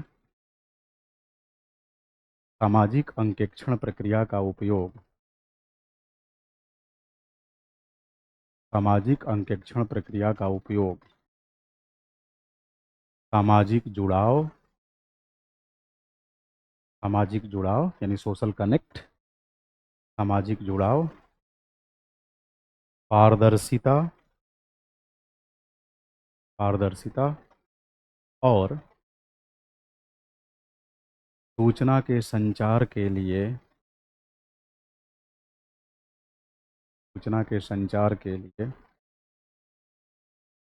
एक साधन के रूप में सूचना के संचार के लिए एक साधन के तौर पर किया जाता है।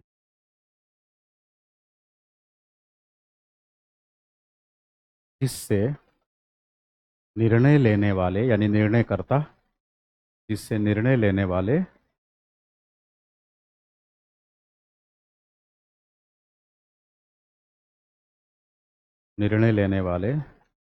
प्रतिनिधियों अथवा अधिकारियों की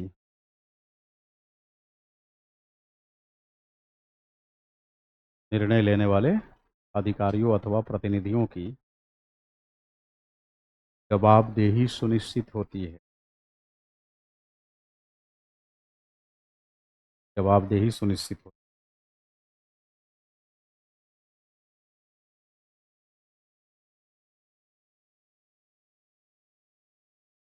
ठीक है, दैट्स इट।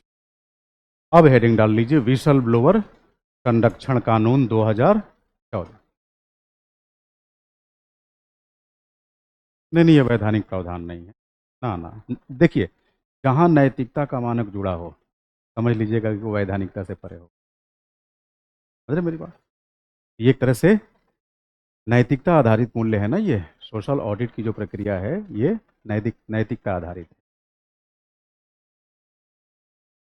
इसीलिए तो आप देखेंगे कि जिस रूप में सोशल ऑडिटिंग को प्रभावी बनाया जाना चाहिए, नहीं हो पाता है, ध्यान नहीं दे पाते। हेडिंग डालिए विसल ब्लोअर संरक्षण कानून। लिखिए भारत में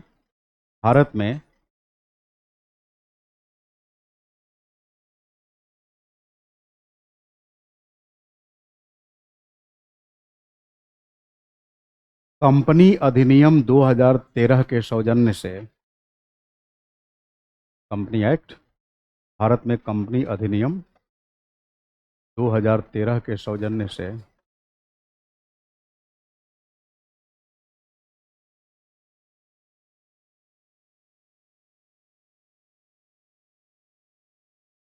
विसल ब्लोइंग को अद्यतन रूप में परिभाषित किया गया। अद्यतन मतलब लेटेस्ट।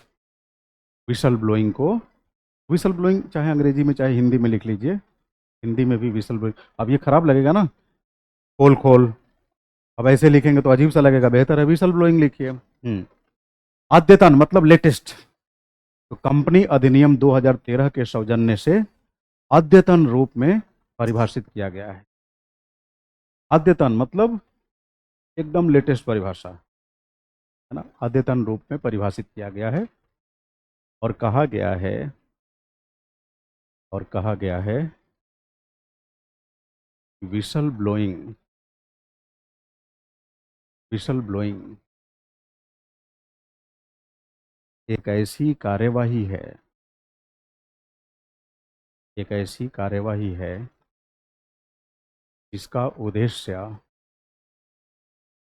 विसल ब्लोइंग एक ऐसी कार्यवाही है का उद्देश्य किसी संगठन में, किसी संगठन में हो रही, किसी संगठन में हो रही भ्रष्टाचार व भ्रष्टाचार व अन्य प्रकार की अनैतिक प्रथाओं के प्रति, अन्य प्रकार की अनैतिक प्रथाओं के प्रति हितधारकों का, हितधारक समझ रहे हैं, आम जनता जो उससे प्रभावित हो सकती है, हितधारकों का ध्यान आकर्षित करना, हितधारकों का ध्यान आकर्षित करना।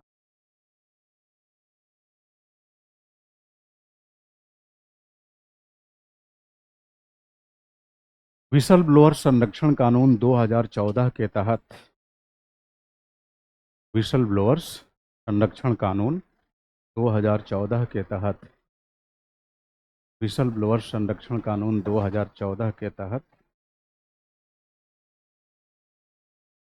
यह लोक सेवकों के विरुद्ध, यह लोक सेवकों के विरुद्ध कथित भ्रष्टाचार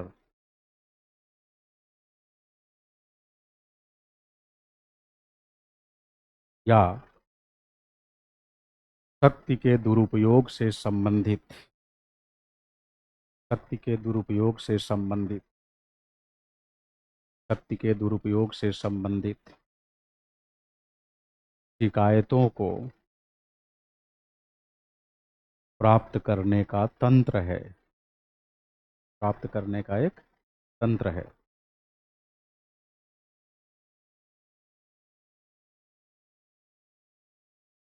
हर वो व्यक्ति, हर वो व्यक्ति, हर वो व्यक्ति जो गलत प्रथाओं का उजागर करता है, विसल ब्लोअर कहलाएगा। हर वो व्यक्ति जो गलत प्रथाओं का,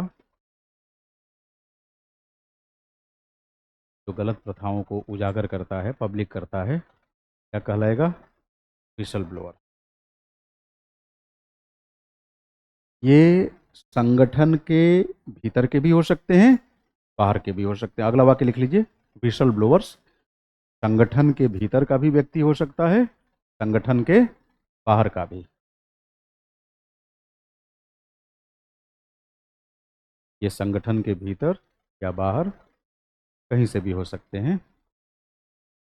जैसे वर्तमान व पूर्व कर्मचारी, वर्तमान व पूर्व कर्मचारी, शेयर धारक,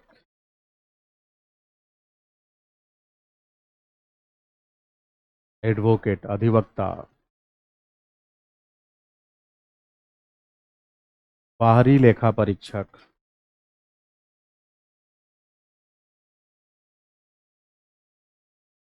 इत्यादि।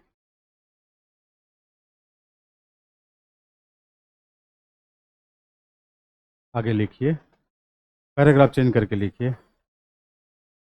विसल ब्लोअर्स सुरक्षा कानून 2014, 2014 विसल ब्लोअर्स को, विसल ब्लोअर्स को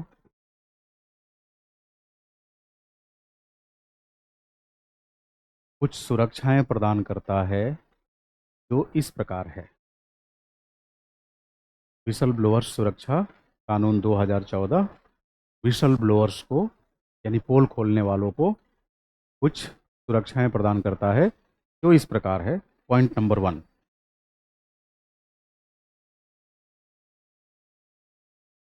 यह कानून विसल ब्लोअर्स की पहचान छुपाने से लेकर, विसल ब्लोअर्स की पहचान की सुरक्षा से लेकर, यानी पहचान छुपाने से लेकर उनके खिलाफ होने वाले,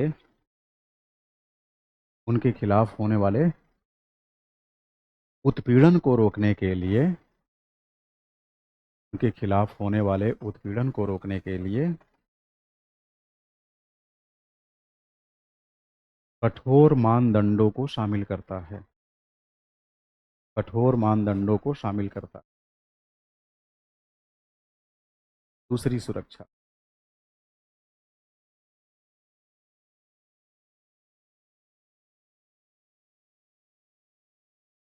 लगाए गए आरोपों की जांच होने तक,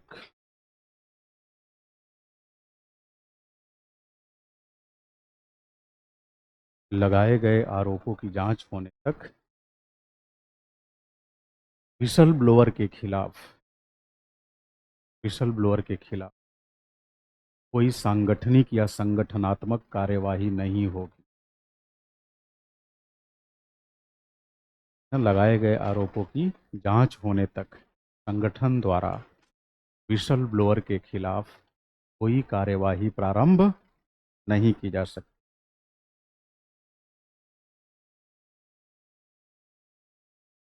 नेक्स्ट पॉइंट, कंपनी अधिनियम 2013 का जो भारतीय कंपनी अधिनियम है, कंपनी अधिनियम तथा SEBI, security and exchange board of India, भारतीय प्रतिभूति व विनियमन बोर्ड बोलते हैं ना हिंदी में इसको। हाँ, तो लिख लीजिए, कंपनी अधिनियम तथा, कंपनी अधिनियम तथा सेबी के कैपिटल लेटर में लिख लेंगे ऐसे, SEBI। तो कंपनी अधिनियम तथा सेबी के मानदंडों के अंतर्गत, सेबी के मानदंडों के अंतर्गत विसल ब्लोअर से संबंधित सुरक्षा मानकों को अपनाया गया है। विसल ब्लोअर से संबंधित सुरक्षा मानकों को अपनाया गया है।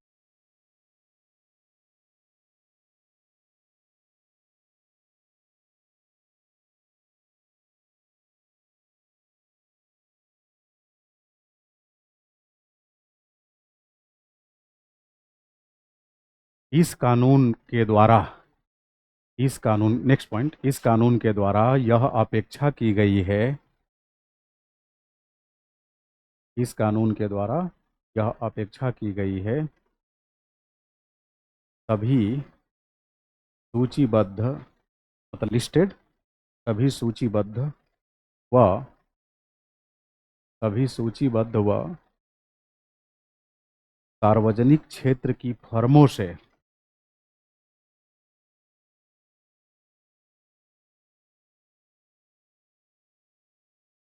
सार्वजनिक क्षेत्र की फर्मों से, फर्म नहीं होता, फर्म, हाँ, तो इंग्लिश में फर्म्स लिखते हैं, हिंदी में फर्मों लिखेंगे ना। हाँ, सार्वजनिक क्षेत्र की फर्मों से विशल ब्लोइंग के संदर्भ में, विशल ब्लोइंग के संदर्भ में ठोस रोड मैप प्राप्त होगा। समझ रहे हैं, ये कहता है विशल ब्लोइंग एक्ट कि जो भी सार्वजनिक क्षेत्र के कॉरपोरेशन हैं या फर्म्स हैं, वे विशल ब्लोइंग को लेकर अपना एक मसौदा पेश करें, ताकि पता तो चले कि करप्शन को लेकर आप कितना सचेत हैं।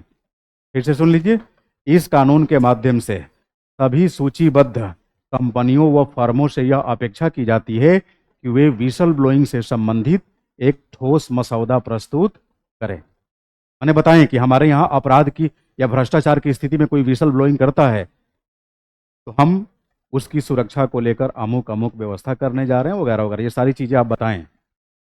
ठीक है, हाँ,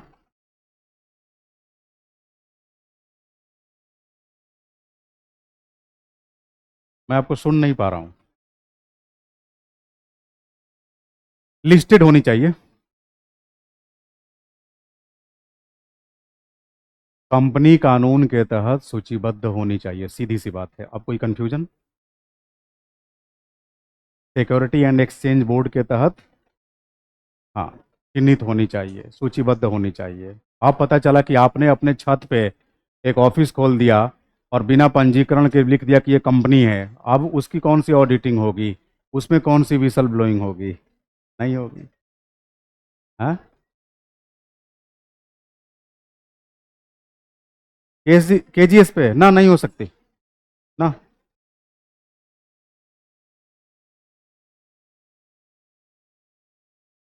हम्म,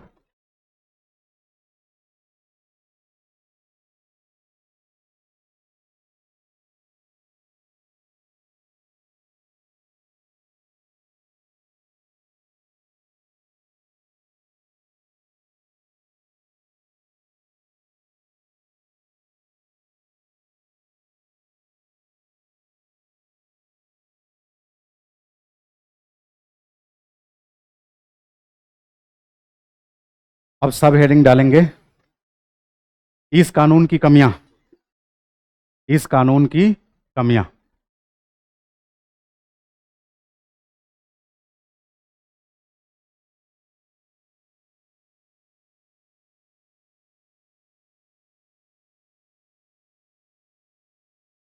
इस कानून के क्रियान्वयन को लेकर व्यापक उदासीनता, इस कानून के क्रियान्वयन को लेकर बड़े स्तर पे उदासीनता। क्लियर ये बात? उदासीनता का आलम यह है कि कानून कब बना? 2014 में। अभी कौन सा साल है? अभी तक लागू नहीं है। समझ रहे हैं मेरी बात? हाँ, उदासीनता क्या बोलूं, मतलब इसके लिए कोई मंगल ग्रह से शब्द चुन के लाऊं? राजनैतिक इच्छा शक्ति का अभाव, भ्रष्टाचार को लेकर हमारी जो मनोवृत्ति है जैसी होनी चाहिए वो नहीं। क्यों मैं लेक्चरबाजी किया था इस पर? सीधी सी बात है। दूसरा पॉइंट लिखो, दूसरी कमी,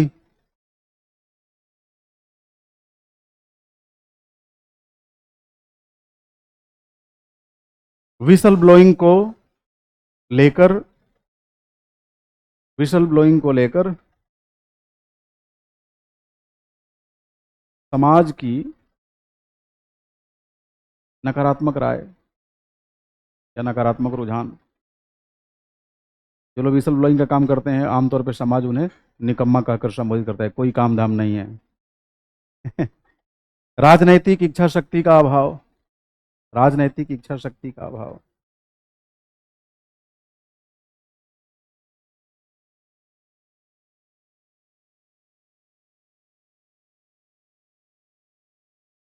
इस कानून के अंतर्गत भ्रष्टाचार तथा अत्याचार को परिभाषित नहीं किया गया है।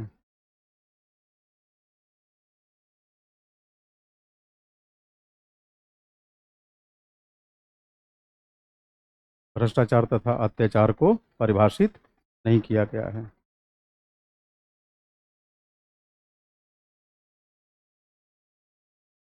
अब आज के डिस्कशन का जो तीसरा बिंदु है लिखने से रह गया है वो कौन है? लोकपाल एवं लोकायुक्त।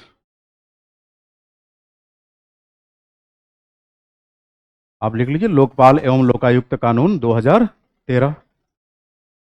अच्छा, लोकपाल केंद्रीय स्तर का पदाधिकारी है और लोकायुक्त राज्य का। अच्छा, इसके इसकी हालात भी लगभग वैसी है जैसा विसल ब्लोअर की। अभी तक हिंदुस्तान के 28 के 28 राज्यों में लोकायुक्त की नियुक्ति नहीं हुई है। बमुश्किल 17 से 18 राज्यों में है। आप सोचिए। 13 में कानून आया, 5 साल 6 साल बाद 18-19 में हमारे यहाँ केंद्रीय स्तर पे लोकपाल बना। अब बताइए भ्रष्टाचार में सबसे अधिक संलिप्त कौन है? जो शासन में बैठा है। शासन की बागडोर किसके हाथ में है? सत्ताधारी नेताओं के हाथ में है। उनका सहयोगी कौन है? नौकरशाह, ब्यूरोक्रेट। अब आपको लगता है कि ये लोग इस तरह के सिस्टम को पलने बढ़ने देंगे? फिर भी सिलेबस का हिस्सा है तो हमें तो पढ़ना पड़ेगा। लिखिए, लोकपाल तथा लोकायुक्त अधिनियम 2013। लोकपाल तथा लोकायुक्त अधिनियम 2013 केंद्रीय स्तर पे लोकपाल तथा केंद्रीय स्तर पे लोकपाल तथा राज्यों के स्तर पर राज्यों के स्तर पर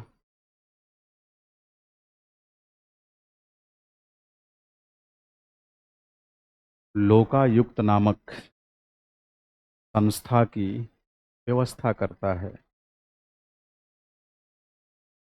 लोकायुक्त नामक संस्था की व्यवस्था करता है।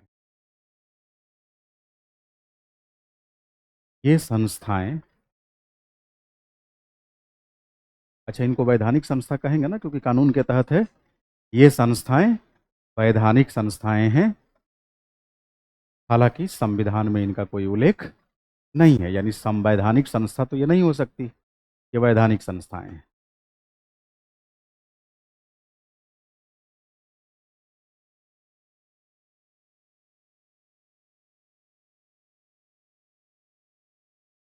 भारत एक कल्याणकारी राज्य है। भारत एक कल्याणकारी देश है जहाँ भारत एक कल्याणकारी देश है जहाँ सरकार तथा जहाँ सरकार तथा सरकार की संस्थाएं जहाँ सरकार तथा सरकार की संस्थाएं जहाँ सरकार तथा सरकार की संस्थाएं जन कल्याण हेतु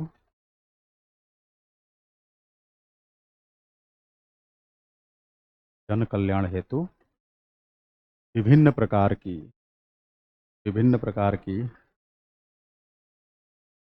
विभिन्न प्रकार की कल्याणकारी नीतियों का सृजन तथा क्रियान्वयन करती सृजन तथा क्रियान्वयन करती है।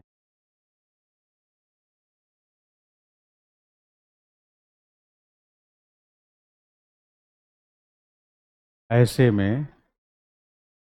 में नौकरशाही का आकार अमूमन व्यापक हो जाता है, विशाल हो जाता है। ऐसे में नौकरशाही का आकार अमूमन बृहद हो जाता है, विशाल हो जाता है। जहाँ भ्रष्टाचार, भाई भतीजावाद भाई भतीजावाद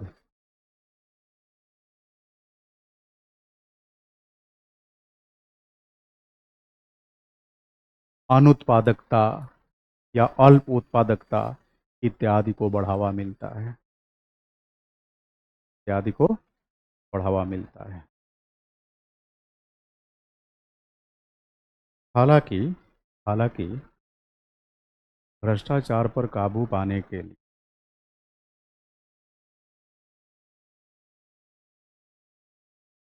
सीबीआई जैसी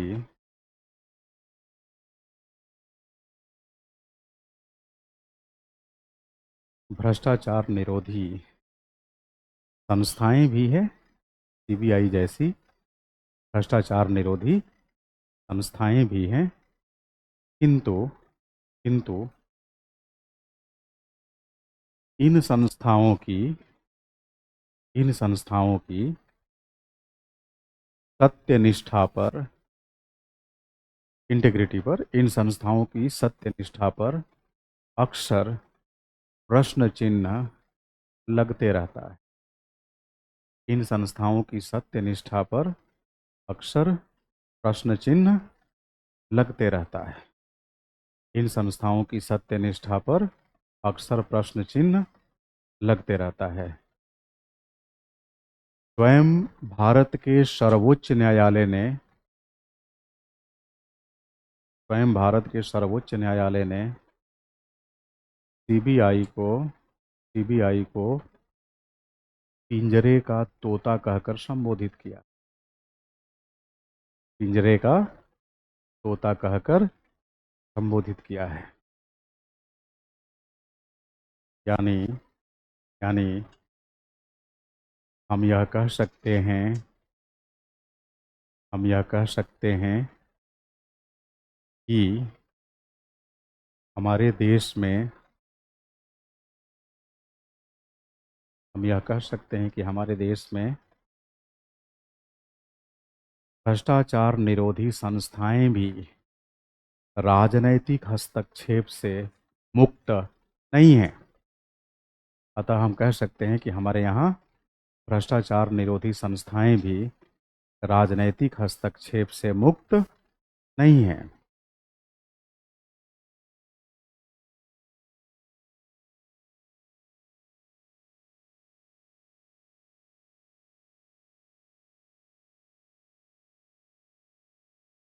पैराग्राफ चेंज करके लिखेंगे, लोकपाल संस्था को लोकपाल संस्था को अच्छा ध्यान रखिएगा, ये लोकपाल जो शब्द है ना, ये विशुद्ध रूप से भारतीय शब्द है। एल एम सिंघवी का नाम सुना है आपने? अभिषेक मनु सिंघवी के पिताजी हुआ करते थे, जो कांग्रेसी नेता और वकील हैं, सुप्रीम कोर्ट के वरिष्ठ लक्ष्मी मल सिंघवी। उन्होंने इस शब्द को क्वाइन किया था, लोकपाल और लोकायुक्ता। दुनिया वाले तो इसे ऑम्बड्समैन प्रणाली कहते हैं। समझ रहे हैं मेरी बात? स्वीडन से इसकी शुरुआत हुई थी, बट इसके इतिहास में जाने का कोई मतलब नहीं है। 1809 ईस्वी में स्वीडन में ये सिस्टम आया था। समझ रहे हैं मेरी बात? फिर नॉर्वे, फिनलैंड देशों में अपनाया गया। 1866-68 के समय इंग्लैंड में इसे अपनाया गया। 1800 नहीं, 1966। और भारत में इसके संदर्भ में 1960 से ही चर्चा होने लगी। अंततः इसे वैधानिक रूप कब दिया गया? 2013 में। तो पुरानी कहानी का कोई औचित्य नहीं है। आगे लिखिए।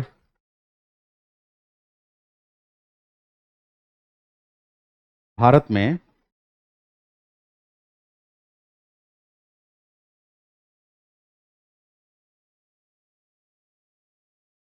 अच्छा, तो अब लिख लो, इसमें तो पृष्ठभूमि पे हम जा रहे थे, लिख ही लो। लोकपाल संस्थाओं को लोकपाल संस्थाओं को दुनिया में दुनिया में अलग अलग देशों के अंदर ओम्बड्समन प्रणाली के नाम से पहचाना जाता है, जाना जाता है। इस प्रणाली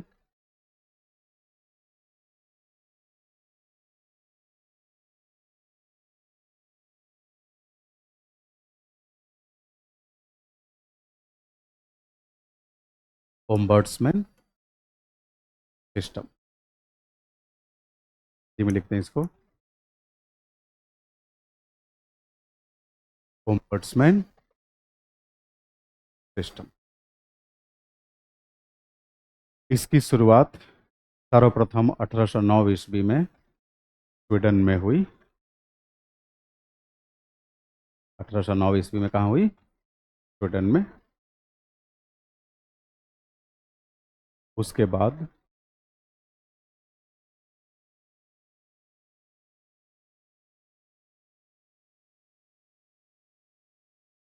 New Zealand, Norway, New Zealand, Norway, England. अच्छा आपको बताऊं, विकासशील देशों में गुयाना पहला ऐसा देश है जहां ओम्बड्समैन सिस्टम को अपनाया गया था। खैर, इंग्लैंड से होते हुए 20वीं सदी के उत्तरार्ध में भारत में भी 20वीं सदी के उत्तरार्ध में भारत में भी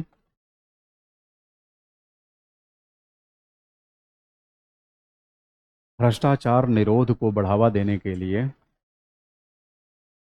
भ्रष्टाचार निरोध को बढ़ावा देने के लिए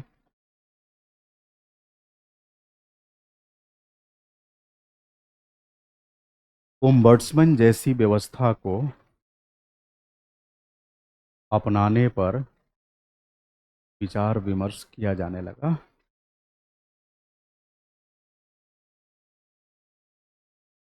जैसी व्यवस्था को अपनाने पर विचार किया जाने लगा।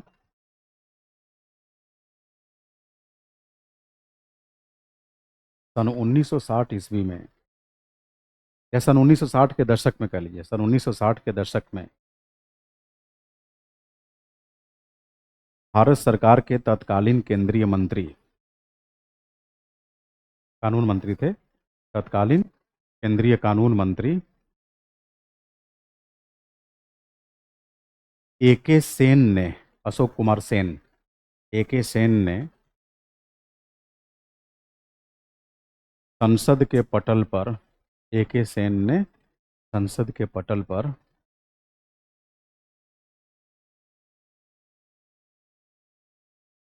ओम्बड्समैन का विचार प्रस्तुत ओम्बड्समैन का विचार प्रस्तुत किया।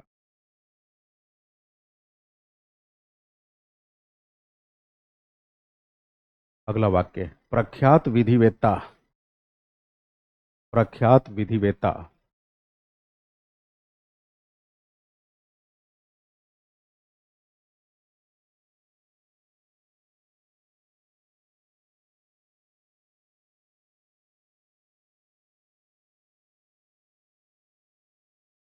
विधिवेत्ता एल एम सिंघवी ने लोकपाल तथा लोकायुक्त जैसे शब्दों का प्रतिपादन किया।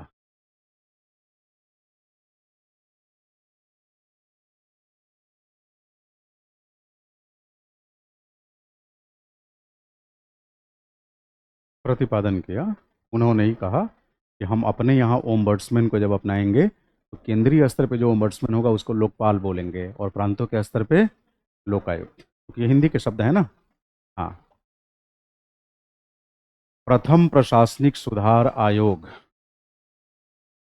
प्रथम प्रशासनिक सुधार आयोग तथा द्वितीय प्रशासनिक सुधार आयोग दोनों ही ने लोकपाल व लोकायुक्त जैसी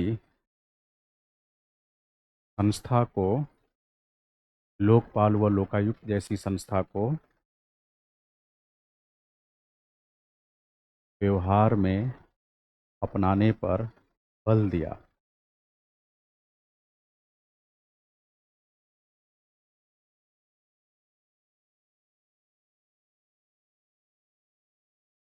वर्ष 2011 में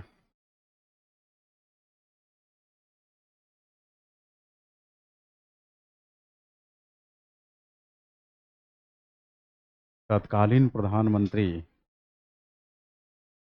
डॉक्टर मनमोहन सिंह की सरकार ने तत्कालीन प्रधानमंत्री डॉक्टर मनमोहन सिंह की सरकार ने प्रणब मुखर्जी के नेतृत्व में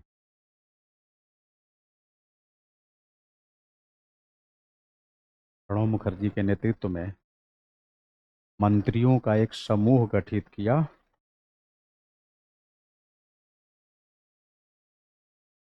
जिसका कार्य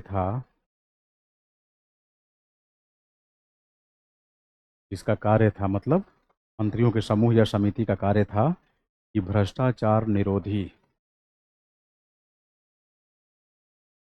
लोकपाल कानून से संबंधित लोकपाल कानून से संबंधित मसौदे पर, ड्राफ्ट पे, लोकपाल कानून से संबंधित मसौदे पर व्यापकता के साथ विचार करना। लोकपाल कानून से जुड़े हुए मसौदे पर व्यापकता के साथ विचार करना।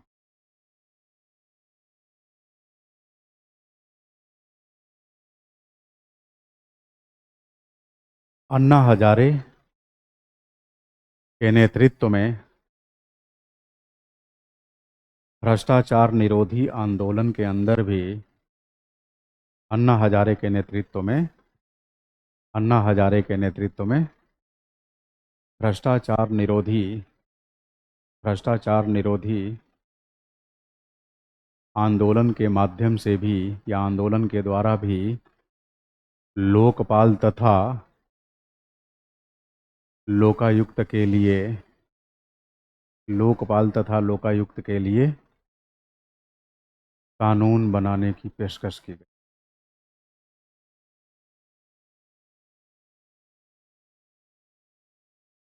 इन सब के परिणाम स्वरूप वर्ष 2013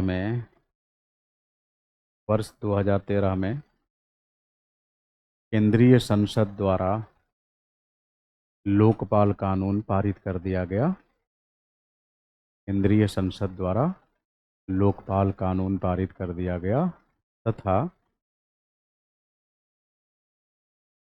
वर्ष 2014 से इसे लागू कर दिया गया।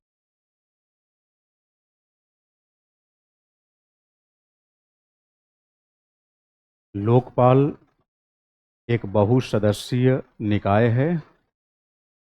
लोकपाल एक बहुसदस्यीय निकाय है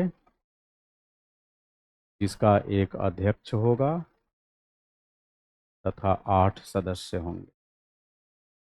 लोकपाल एक बहुसदस्यीय निकाय है, निकाय मतलब बॉडी, जिसका एक अध्यक्ष होगा और 8 सदस्य होंगे।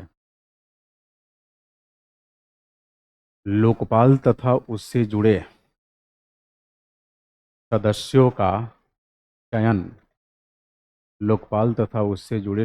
का चयन प्रधानमंत्री के नेतृत्व वाली एक चयन समिति के द्वारा किया जाएगा। प्रधानमंत्री के नेतृत्व वाली एक चयन समिति के द्वारा किया जाएगा। अब इस पॉइंट को हाईलाइट कर लीजिएगा। आलोचना करने के लिए यहाँ से हम पॉइंट लेंगे, है ना। लोकपाल संस्था का अध्यक्ष तथा अन्य सदस्य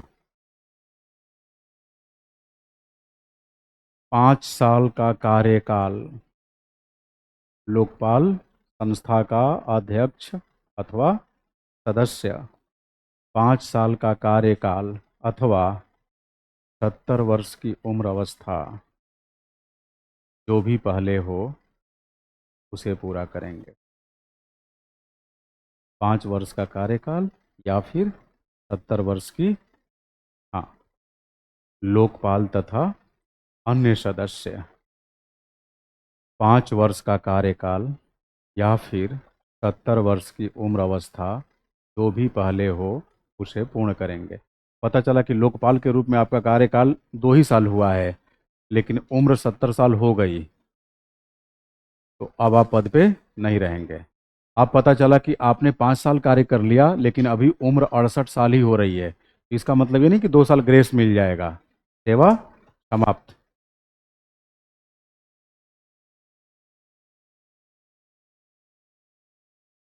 हेडिंग डालिए, लोकपाल की शक्तियां। सिविल कोर्ट की शक्तियां होती है इसके पास, लोकपाल की शक्तियां इसके क्षेत्राधिकार में। अच्छा, अभी हेडिंग ही डाल रहे हैं, कोई बात नहीं। एक्चुअली थोड़ा जल्दी में मैं इसलिए लिखवा रहा हूं कि मैं चाहता हूं कि कल तक आपका सिलेबस पूरी तरह फिनिश हो जाए, है ना, और हो जाएगा। कल नागरिक समाज की संस्थाएं पढ़ेंगे, है ना, और कुछ महत्वपूर्ण योजनाओं को जानेंगे, खूब अच्छे से हो जाएगा।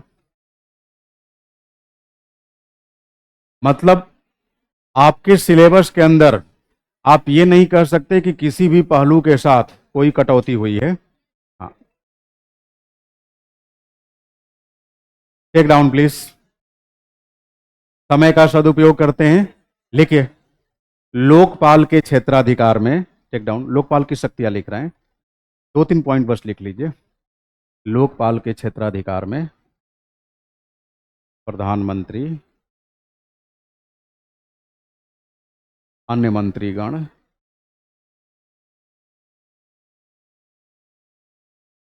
संसद के सदस्य,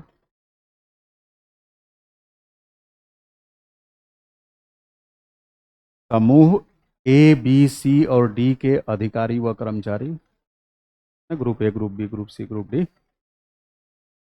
समूह ए, बी, सी और डी के अधिकारी व कर्मचारी इत्यादि शामिल हैं। सेकेंड पॉइंट, लोकपाल का प्रधानमंत्री पर क्षेत्राधिकार, लोकपाल का देश के प्रधानमंत्री पे जो जुरिस्डिक्शन होगा, प्रधानमंत्री पर क्षेत्राधिकार केवल भ्रष्टाचार के उन आरोपों तक सीमित रहेगा, केवल भ्रष्टाचार के उन आरोपों तक सीमित रहेगा जो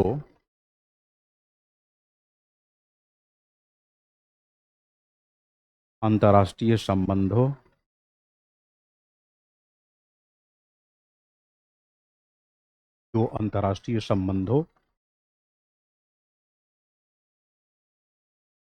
सुरक्षा, पब्लिक ऑर्डर, लोक व्यवस्था, सुरक्षा, लोक व्यवस्था, अंतरिक्ष प्रौद्योगिकी,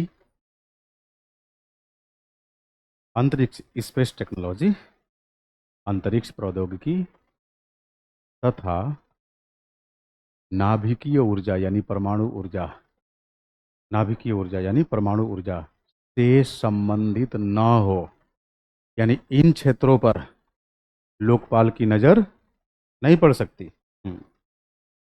नेक्स्ट पॉइंट,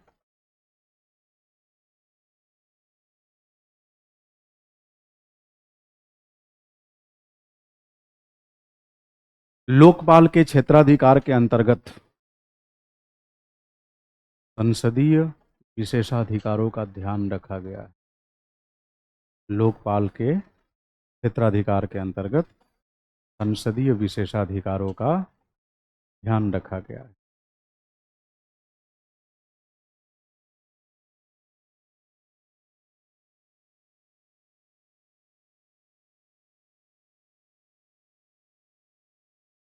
नेक्स्ट पॉइंट, इनके पास सीबीआई की जांच, सीबीआई की जांच तथा उन्हें निर्देशित करने का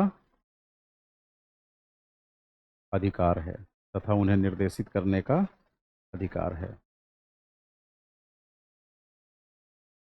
नेक्स्ट पॉइंट, लोकपाल की जांच इकाई को, इन्वेस्टिगेटिंग यूनिट को, लोकपाल की जांच इकाई को एक सिविल न्यायालय के समान, एक सिविल न्यायालय के समान शक्तियां दी गई है।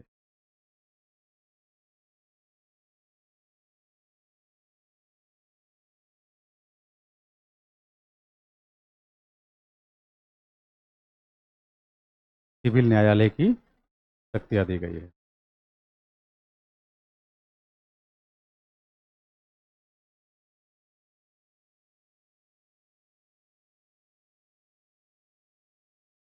पैराग्राफ चेंज करके लिखेंगे,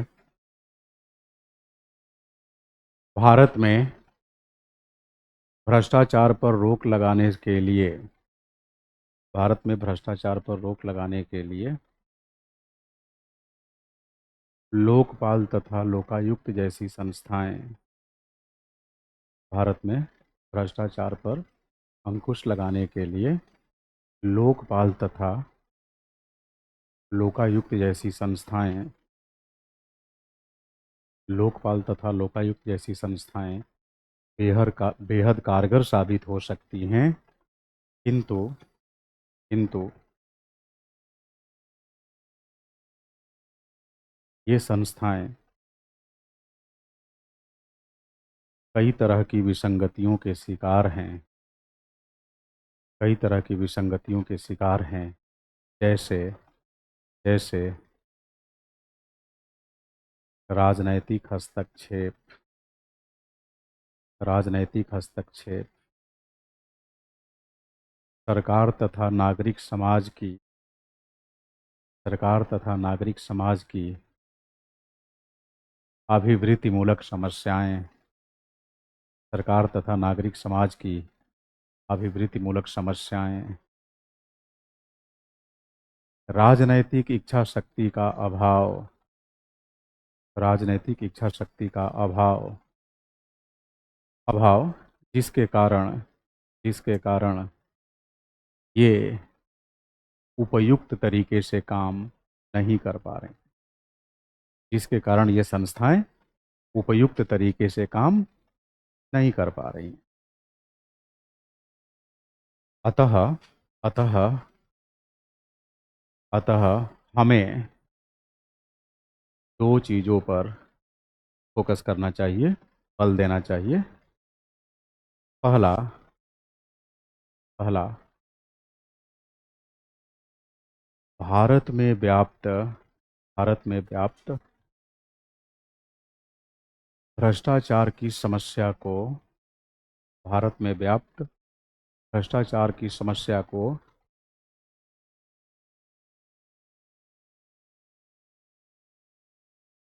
जहां एक तरफ जहां एक तरफ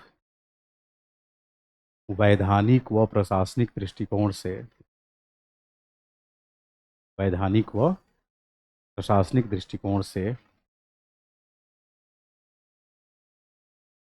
तीव्र इच्छा शक्ति का परिचय देते हुए, तीव्र इच्छा शक्ति का परिचय देते हुए नियंत्रित करने की चेष्टा करनी चाहिए, कोशिश करनी चाहिए। वहीं दूसरी तरफ वहीं दूसरी तरफ वहीं दूसरी तरफ राज्य की संस्थाओं के भीतर, राज्य की संस्थाओं के भीतर एक ऐसा एक ऐसा भ्रष्टाचार निरोधी एक ऐसा भ्रष्टाचार निरोधी सकारात्मक भ्रष्टाचार निरोधी सकारात्मक वातावरण विकसित होना चाहिए, भ्रष्टाचार निरोधी सकारात्मक वातावरण विकसित होना चाहिए, जिससे जिससे इन संस्थाओं से जुड़े जिससे इन संस्थाओं से जुड़े भ्रष्टाचार या उससे संबंधित भ्रष्टाचार या उससे संबंधित अनैतिक गतिविधियों के अनैतिक गतिविधियों के निवारण हेतु ना तो किसी लोकपाल या लोकायुक्त जैसी संस्था की जरूरत पड़े, ना तो किसी लोकपाल या लोकायुक्त जैसी संस्था की जरूरत पड़े, और ना ही किसी विसल ब्लोइंग कानून की, और ना ही किसी विसल ब्लोइंग कानून की।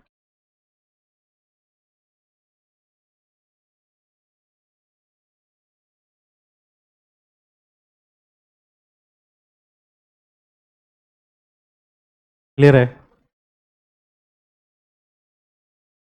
नहीं देखिए, पिछले 1 महीने से आप पढ़ रहे हैं, मुझे लगता है अब तो आपकी स्पीड बढ़ गई होगी पहले से। हाँ, मतलब पहले की तुलना में तो काफी बढ़ गई होगी। हाँ। हाँ, राइटिंग थोड़ी गड़बड़ हो गई। हाँ, एक समय आएगा जब ऐसे ही लिखेंगे ना, तो आपकी स्पीड भी बढ़ जाएगी और राइटिंग भी अच्छी हो जाएगी। चलिए।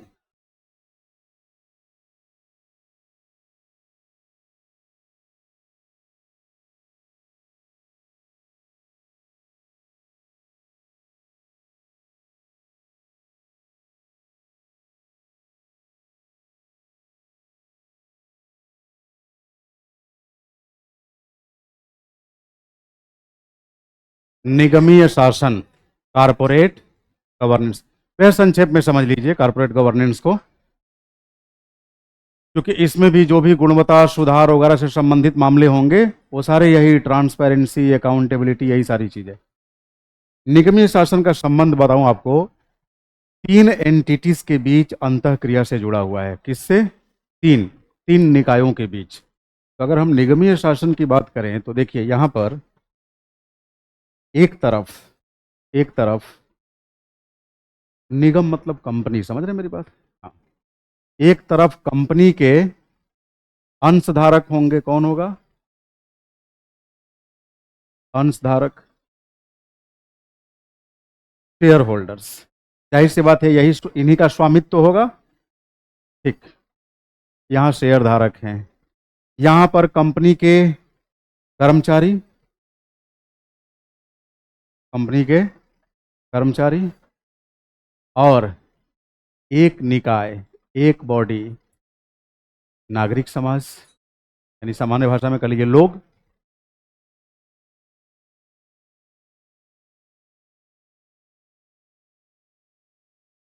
नागरिक समाज।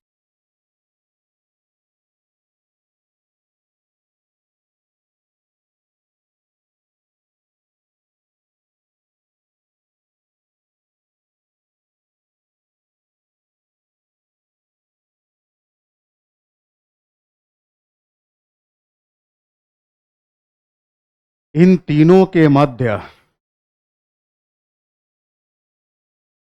जो अंतः क्रिया होगी, इंटरैक्शन, यही किसका निर्माण करेंगे?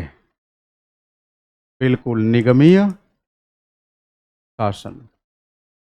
निगमीय शासन, कारपोरेट गवर्नेंस। तो कारपोरेट गवर्नेंस में आप देखेंगे यहां पर 3 मल्टीपल अंतराफलक होंगे, इंटरफेस, जहां इंटरेक्शन होगा। अंशधारक बनाम कंपनी के कर्मचारी, कर्मचारी बनाम नागरिक समाज, नागरिक समाज बनाम अंशधारक। इन तीनों के मध्य होने वाली अंतः क्रिया को हम क्या कहेंगे? निगमीय शासन, कारपोरेट गवर्नेंस। अब आप ही बताइए, चाहे किसी भी तरह का गवर्नेंस हो, आपको नहीं लगता कि गवर्नेंस का मूल उद्देश्य यही होगा कि उससे जुड़े हुए जो लोग हैं सभी का हित हो? सबका साथ, सबका विकास। तो यहां बताइए, निगमीय शासन का मूल उद्देश्य क्या होगा? यही होगा ना, अंशधारकों के हितों की रक्षा, कंपनी के कर्मचारियों के हितों की रक्षा, नागरिक समाज के हितों की रक्षा। अब देखिए, नागरिक समाज के हितों की रक्षा को बढ़ावा देने के लिए आपको बताऊं, भारत में जो कंपनी अधिनियम कार्यरत है, लेटेस्ट जो कंपनी लॉ है, वो 2013 का है। ठीक है? तो भारत में कंपनी लॉ 2013 के सौजन्य से 2013 के सौजन्य से अंशधारक, कर्मचारी और नागरिक समाज के मध्य होने वाली अंतःक्रिया को ध्यान में रखते हुए, और मुख्य तौर पर नागरिक समाज के लाभ को या हितों को ध्यान में रखते हुए, आपको बताऊं, कंपनी लॉ 2013 की एक धारा के तहत सीएसआर का कंसेप्ट आया। मुझे बेसिकली आपको यही समझाना था, अन्यथा निगमीय शासन पढ़ाने का कोई औचित्य नहीं है, कोई मतलब नहीं है। सीएसआर, इसका फुल फॉर्म होता है कारपोरेट सोशल रिस्पॉन्सिबिलिटी, यानी निगमीय सामाजिक दायित्व। क्या बोलते हैं इसको? निगमीय सामाजिक दायित्व। अब ये कंपनी लॉ 2013 यह साफ साफ घोषित करता है कि कंपनी लॉ के तहत स्थापित कोई भी कंपनी महज वैधानिक निकाय नहीं है, बल्कि वो एक सामाजिक निकाय भी है। इसलिए कंपनी को अपने कानूनी दायित्वों के निर्वहन के साथ साथ समाज के प्रति भी दायित्वों को समझना होगा। समझ रहे हैं मेरी बात? अब जैसे देखिए, कोई भी कारपोरेशन है, आपको नहीं लगता कि उसे राज्य के साथ साथ समाज से भी बहुत कुछ मिलता है? समाज से मिलता है कि नहीं? सस्ता श्रम, सस्ता श्रम। कई बार राज्य के द्वारा जो श्रम की लागत निर्धारित की गई है, उससे सस्ते दर में श्रमिक अपना श्रम बेच देता है। प्लस कंपनी इस्टाब्लिश करने के लिए जमीन चाहिए। माना कि सारी जमीन राज्य की होती है, लेकिन ये राज्य किसका है? लोगों ही का तो है। तो लोगों की मर्जी के बिना जमीन ले लेंगे क्या? नहीं। तो बताइए, वहां भी लोगों का सहयोग है कि नहीं? तो आप अगर कानून की बात कर रहे हैं तो सीधे राज्य से मतलब रख रहे हैं, और सामाजिक दायित्व की बात कर रहे हैं तो सीधे आम जनता से मतलब रख रहे हैं। अब इसमें कहा गया कि जिस कंपनी का, ध्यान रखना, जिस कंपनी का नेट प्रॉफिट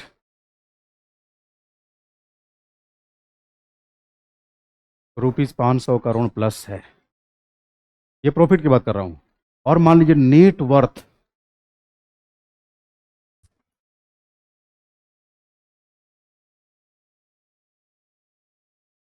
₹1000 करोड़ प्लस है, तो इसके लिए कहा गया कि इन कंपनियों को आवश्यक रूप से कारपोरेट सोशल रिस्पॉन्सिबिलिटी को निभाने हेतु एक कारपोरेट सोशल रिस्पॉन्सिबिलिटी फंड सुनिश्चित करना पड़ेगा। क्या करना पड़ेगा? Corporate social responsibility fund.